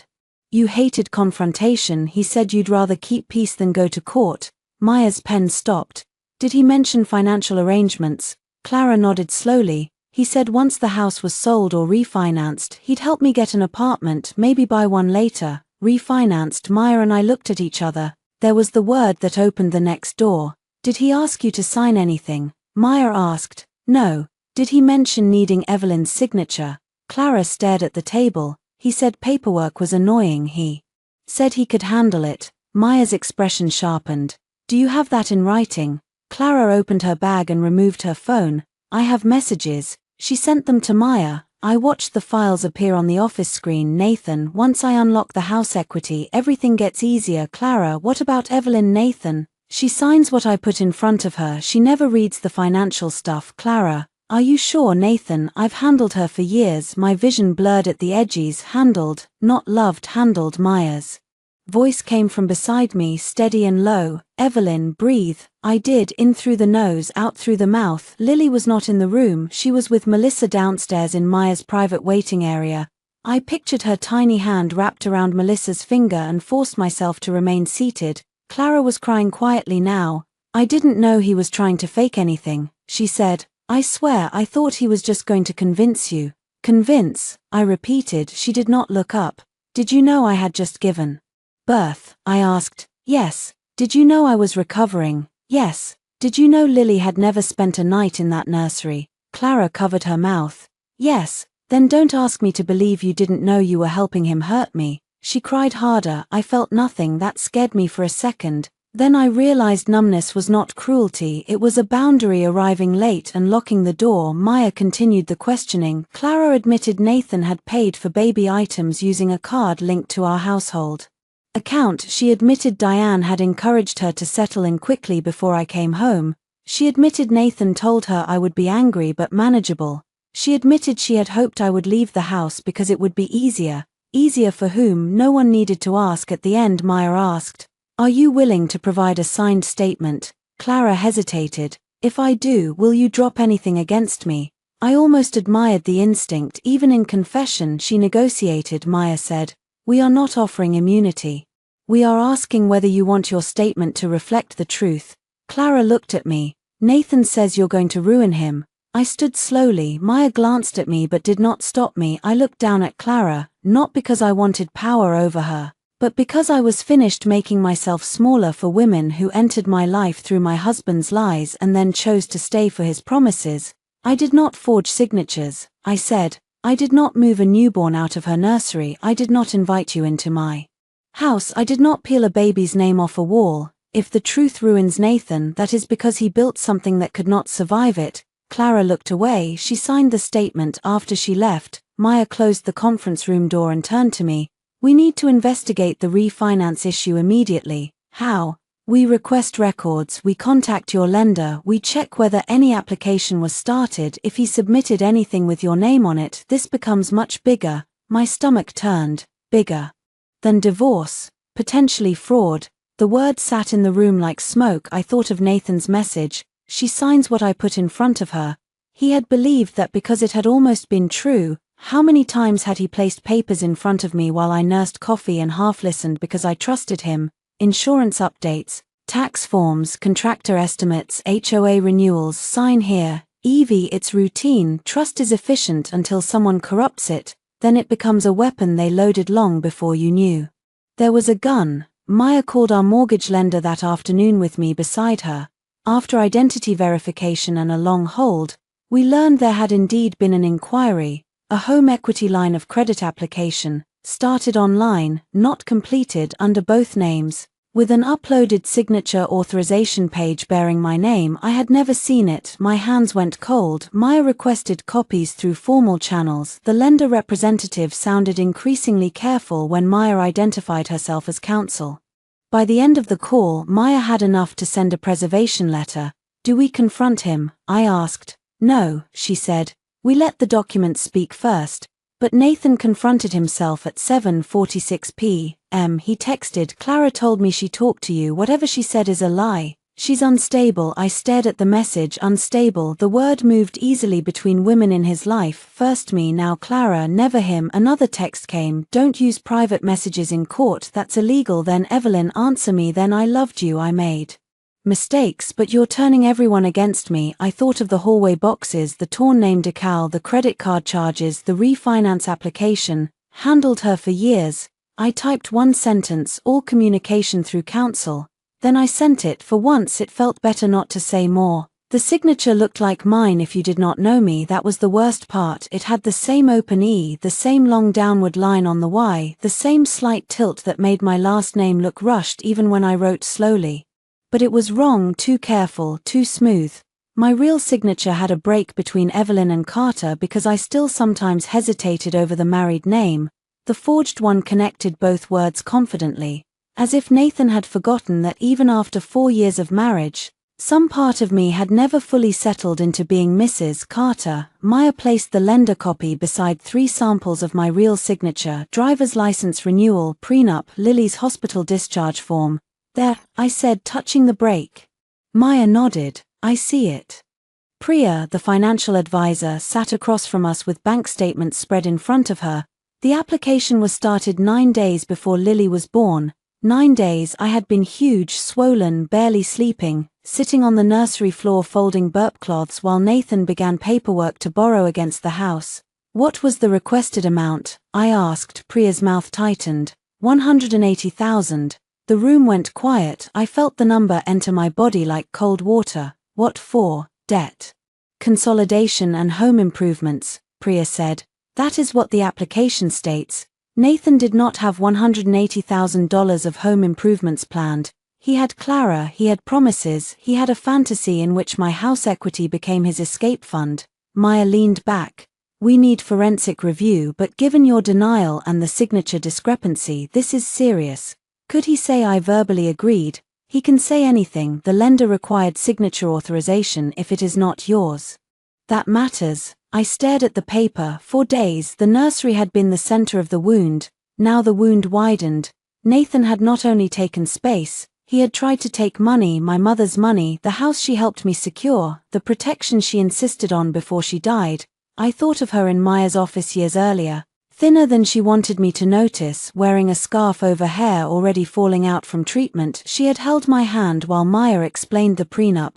Baby, Mom had said, I hope you never need this, but if you do, I don't want you scared and empty-handed.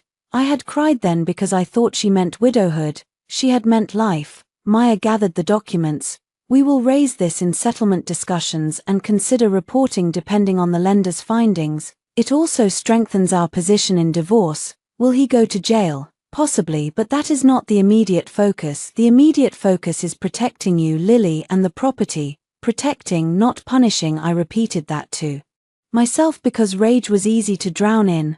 I did not need rage to survive. I needed clarity. The divorce mediation was scheduled for the following week in a neutral office downtown. Nathan had resisted, then agreed after his lawyer likely explained that the evidence was not improving with time. I arrived in a navy dress, low heels, and no wedding ring. I had taken the ring off the night after the custody hearing, not dramatically, not in front of anyone. I simply removed it while washing bottles and placed it in a small envelope labeled marital property. Romance had become inventory. Nathan noticed my bare hand immediately. His eyes stayed there for 2 seconds too long. Good, let absence speak. He sat across the mediation table with his lawyer. Diane was not allowed inside, which improved the oxygen in the room. Maya sat beside me. The mediator, a calm man named Thomas Reed, began with the usual statements about resolution, cooperation, and avoiding unnecessary litigation. Nathan looked terrible, not ruined, not yet, but diminished. The careful suit could not hide the shadows under his eyes. His hair was too perfect in a way that suggested panic grooming. He did not look at me when Thomas asked if both parties understood the process. Then the negotiation began. Nathan wanted joint custody after the temporary period. He wanted access to the house to retrieve remaining belongings. He wanted reimbursement for mortgage contributions. He wanted me to stop defaming him to family members. He wanted the refinance issue excluded because it was a misunderstanding. Maya listened, then she opened our binder. I almost felt sorry for Nathan's lawyer, almost. Maya began with the deed, then the prenup, then the custody order, then the footage stills, then the messages, then the Clara statement, then the lender application. Nathan's lawyer requested a private caucus immediately after seeing the signature page. The mediator separated us into different rooms. For 40 minutes Maya and I sat in a small conference room with beige walls and bad coffee while Nathan's side had what I imagined was a very unpleasant conversation. I fed Lily from a bottle Melissa had packed and watched her little hand open and close against my finger. "You're calm," Maya said. "I don't feel calm." "You look calm." "That's new," she smiled faintly. "It suits you." The mediator returned first. "Mr. Carter is prepared to discuss a more realistic framework," he said. Maya's eyebrow lifted. "Good." Back in the main room, Nathan would not look at me. His lawyer spoke for him. Nathan would agree the home was my separate property.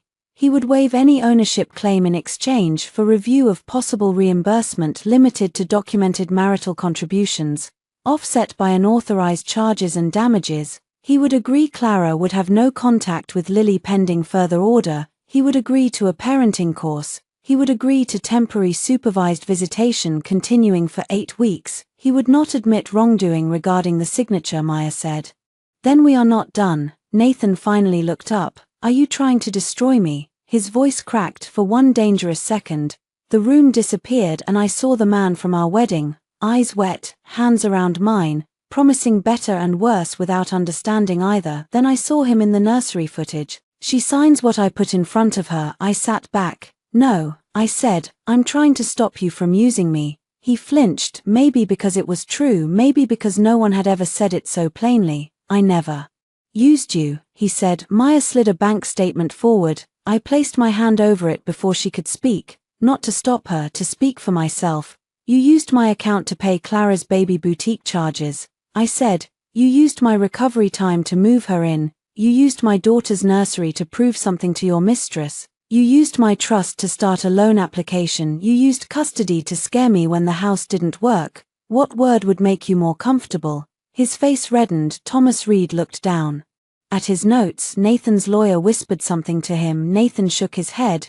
"You don't understand what it was like." I almost smiled. There it was, the beginning of his great explanation. He had been lonely. I had been tired. Clara had listened. Diane had pressured him. The baby came at a complicated time. Money was stressful. He never meant for it to go so far. I knew the shape of excuses before he spoke them because I had spent years helping him sand down the edges of his behavior until it looked like circumstance. "Not anymore." "What was it like?" I asked. "Watching me carry your child while you planned where to put hers." The room went silent. Nathan's mouth opened. Nothing came out. Maya did not rescue him. Neither did his lawyer. For once, no one translated his silence into pain. It remained what it was, emptiness where accountability should have been. The mediator cleared his throat and suggested another break. During that break, Nathan requested to speak to me alone. Maya said no before I could. Then she looked at me. "Your choice." "But my advice is no." "My answer is no." She nodded. 5 minutes later, Nathan knocked on the conference room door anyway. Maya opened it halfway. "This is inappropriate," she said. He looked past her at me. "Evie, please, 2 minutes." I stood. Maya glanced at me. "I'll speak at the doorway," I said. "With you here?" Nathan's face twisted with humiliation. Good. Private access to me was over. He held the doorframe with one hand. "I panicked," he said. "That was his opening, not I betrayed you." "I panicked. About what?" "Everything. The baby, money, us. You were so focused on Lily before she was even born. Clara needed me. I felt like someone needed me." I stared at him. "I needed you when I was bleeding after delivery." He closed his eyes. "Don't. I needed you when Lily wouldn't latch and I cried in the bathroom. Evelyn. I needed you when your mother told me I looked exhausted in every photo and you said nothing." His jaw clenched. "I know." "No," I said. "You know now because there is a consequence." He looked at me then, eyes wet. "I loved you." Past tense, maybe accidental, maybe honest. I did not ask which. "I loved you too," I said. His face shifted, hope flashing. "Then I finished. That is why I know exactly how much you destroyed." The hope died. He stepped back. "I can't lose everything." I looked at him for a long moment. "You should have thought of that before you took from everyone."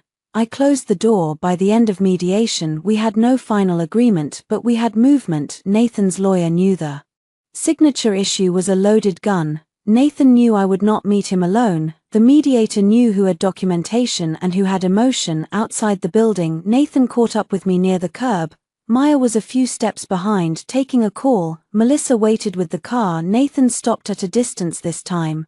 "Is Noah mine?" I asked before he could speak. The question came out of me without planning. His face changed, not enough for certainty, enough for suspicion. "That's none of your business," he said. I laughed once, cold. "You made his crib my business." He looked away. That was answer enough for the moment. Later, Maya would pursue the legal relevance. Later, Clara would admit Nathan had refused a DNA test because ambiguity gave him control over both households. Later, it would become one more thread in the web he had spun. But standing on that curb, I realized I did not need the answer to decide. Nathan had fathered betrayal. That was enough. The first time Lily slept in her nursery, the room was almost empty, not because I lacked furniture, because I had removed everything that carried the wrong memory. The crib stayed, but only after I scrubbed it, replaced the mattress, and washed the frame until my hands smelled like soap for hours.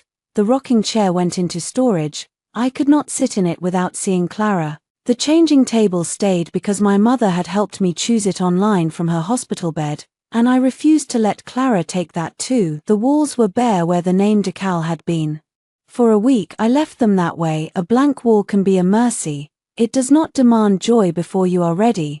Melissa helped me repaint one afternoon while Lily slept downstairs in a portable bassinet. We chose a warmer white, not pink. The room felt brighter, cleaner, less like the dream I had built for a marriage that no longer existed, and more like a beginning I could still choose. "You sure you don't want clouds?" Melissa asked, holding a paint roller. "Maybe later. Stars. Maybe." Tiny feminist slogans. I looked at her. She grinned. "What? My crib, my rules has potential." I laughed so hard I had to sit down on the floor. It felt like oxygen. After the paint dried, I placed my mother's repaired yellow sweater in a shadow box frame. The dry cleaner had done what she could. The sleeve still showed a faint stretch, but I no longer saw damage only, I saw survival. I hung it near the window, not as decoration, as ancestry. Lily would know she was loved by women who prepared rooms and kept documents and came back from humiliation with keys in their hands.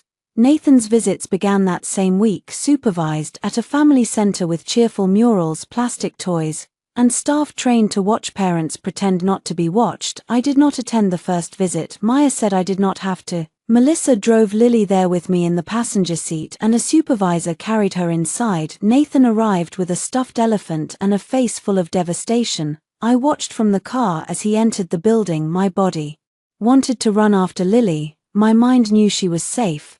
Both things were true. When the visit ended, the supervisor's report noted that Nathan held Lily awkwardly, asked twice whether feeding was necessary yet, and became tearful when discussing the divorce. He was redirected to focus on the child. Focus on the child, a phrase strangers had to teach him. The second visit went better, the third worse. He tried to send a note back in Lily's diaper bag. "Evie, I know I broke things. Please let me come home and talk. I'll do anything." Maya added it to the file. Diane tried too. She sent a handwritten letter addressed to my granddaughter's mother, which told me she could not bring herself to write my name, Evelyn. "One day Lily will ask why you kept her father away. I hope you are prepared to answer for choosing pride over forgiveness. Clara is gone now. Nathan is suffering. A good mother thinks about the whole family, not just herself." Diane, I read it once, then I placed it in the evidence folder under extended family. Pressure. Melissa wanted to mail back a glitter bomb. I said no, then I bought one and never sent it. Growth is not perfection. Rachel came to see me 2 days later. She brought diapers, groceries, and no excuses. We sat in the kitchen while Lily slept in the next room. Rachel looked thinner than I remembered, her face drawn. I watched the footage. She said I stilled. How? Mom had Nathan's laptop open. I saw one clip before she slammed it shut. Rachel's eyes filled. "The boxes." I said nothing. She twisted her hands together. "I should have said something that day." "Yes," I said. She flinched, then nodded. "I know." The honesty made me soften more than denial would have. Rachel wiped her cheek. "Mom told us Clara was basically homeless and you had agreed to help after the birth. When I got there and saw the room, I thought maybe there was some arrangement I didn't understand. Then you looked like..." She stopped. "Like what?" I asked. "Like someone had cut you open and asked you to thank them for the surgery." My throat tightened. Rachel looked toward the hallway. I'm sorry, I believe you, she exhaled shakily. But I'm not managing your family's guilt, I said. She nodded quickly. I'm not asking you to, I just wanted you to know I told Nathan I won't lie for him. Mom is furious. That mattered. Not enough to repair everything. Enough to mark a line. Thank you, I said. Rachel smiled sadly. I should thank you. For what? For making it impossible to pretend this is normal. After she left, I stood in the nursery doorway for a long time. That was the thing about boundaries. They did not just keep harm out, sometimes they gave other people permission to stop participating in it. Nathan came to the house again the night before the final settlement conference.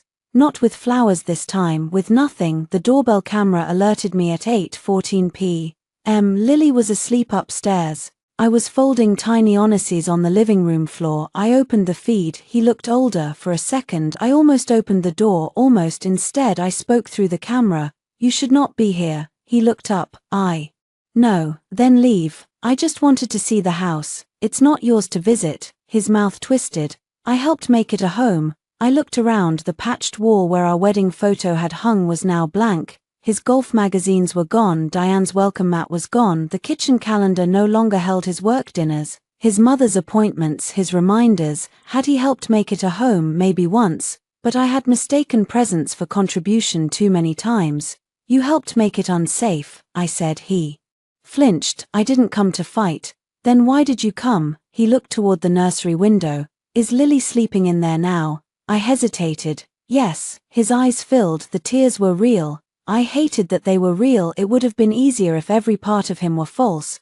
But people can love what they harm. That is why leaving them hurts. Can I see it? He asked. No, Evie, no. I'm her father. Then behave like one from the places the court allows you to be. He looked down. I ended things with Clara. I believed him. It changed nothing. She moved out of the hotel. He continued. She's staying with a friend. She says she might file something against me. You should talk to your lawyer. I don't care about Clara. You did when you moved her in. His face crumpled. I was stupid. No, you were cruel. He shook his head. I never meant to hurt Lily. I walked closer to the door, though I still did not open it. That is what I keep thinking about. I said, you didn't have to mean to. You just had to forget she mattered. He covered his face with one hand. For a moment all I heard was his breathing through the doorbell speaker. Then he whispered, can you ever forgive me? Forgiveness, people love that word when consequences become heavy. They want it to be a bridge back to comfort. But forgiveness, if it ever came, would not be a house key. I don't know, I said honestly. But even if I do someday, you will never live here again. He looked up. There it was, the final hope leaving him. Is that really what you want? I looked toward the stairs where my daughter slept under a name newly painted on the wall by my own hand. Lily, not peeled, not temporary, not negotiable. Yes, I said. Nathan stepped back from the door. For once he did not threaten, he did not accuse. He did not tell me I would regret it. He simply turned and walked down the path. I watched until the camera view emptied. Then I went upstairs. The nursery was quiet. Lily slept in her crib, one hand open beside her face. Moon lamp glowing softly on the fresh wall above the crib. Instead of the old decal, I had hung wooden letters. Melissa and I painted together. Lily Evelyn Carter, my first name as her middle name, my family line restored inside hers. I sat on the floor beside the crib. For the first time since the hallway, I cried without stopping myself, not because I wanted Nathan back, because I did not. That was grief too. The final hearing took less time than the destruction that led to it. That surprised me. I had imagined dramatic objections, shouting, maybe Diane collapsing into a performance of maternal heartbreak. But by then, Nathan's lawyer had done what good lawyers do when evidence becomes a wall. He had advised settlement. Nathan agreed to the terms 3 days before trial. The house remained mine, no ownership claim, no forced sale, no refinance, no access without written permission. He accepted responsibility for personal debts, including charges linked to Clara's baby items. He agreed to reimburse a portion of unauthorized household expenses. He agreed to pay child support based on his income.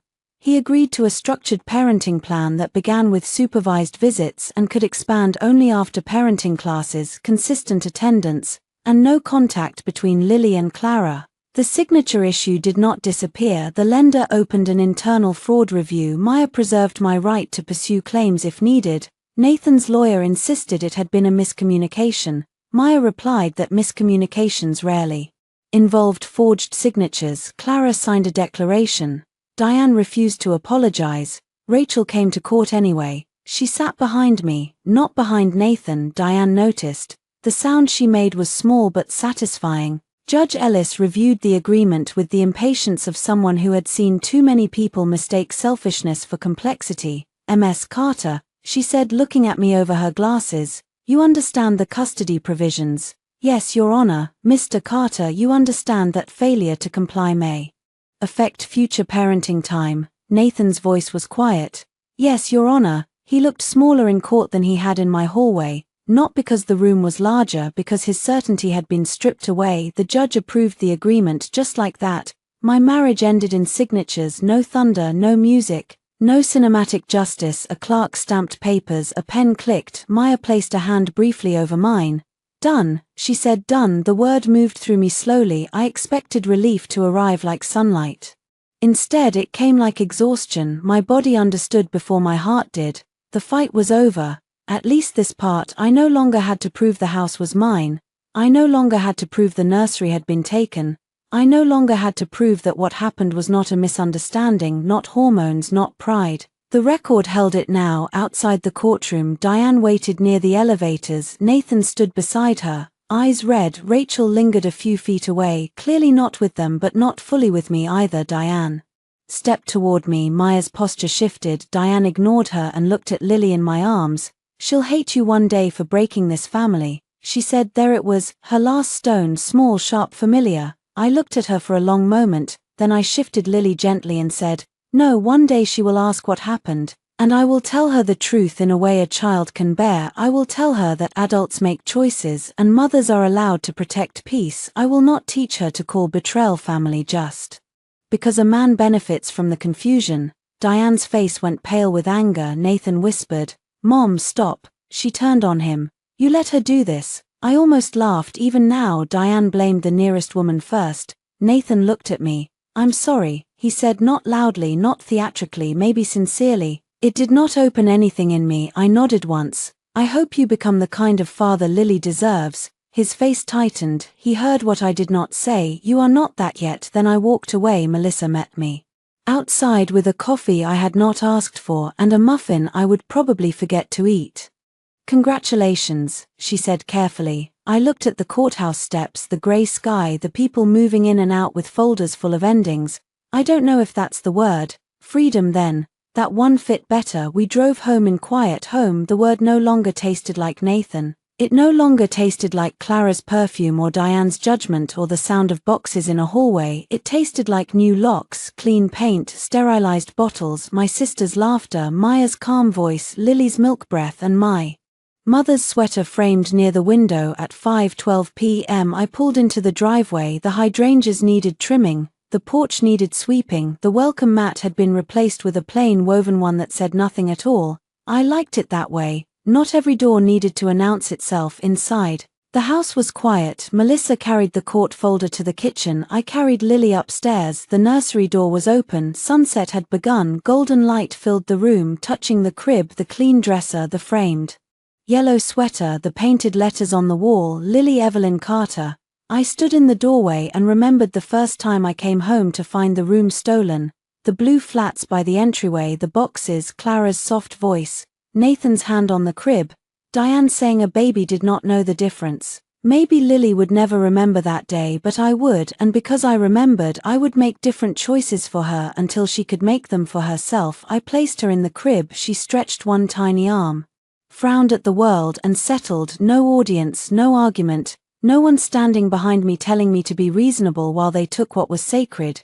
Just my daughter in her room, her room. I sat in the new chair by the window, not the old rocking chair. This one was simple, comfortable, chosen after everything. I leaned back and let the quiet reach me. My phone buzzed. For a second my body tensed, then I checked. A message from Nathan. I know today is final. I hope someday you believe I did love you. I stared at it. There were many things I could have said.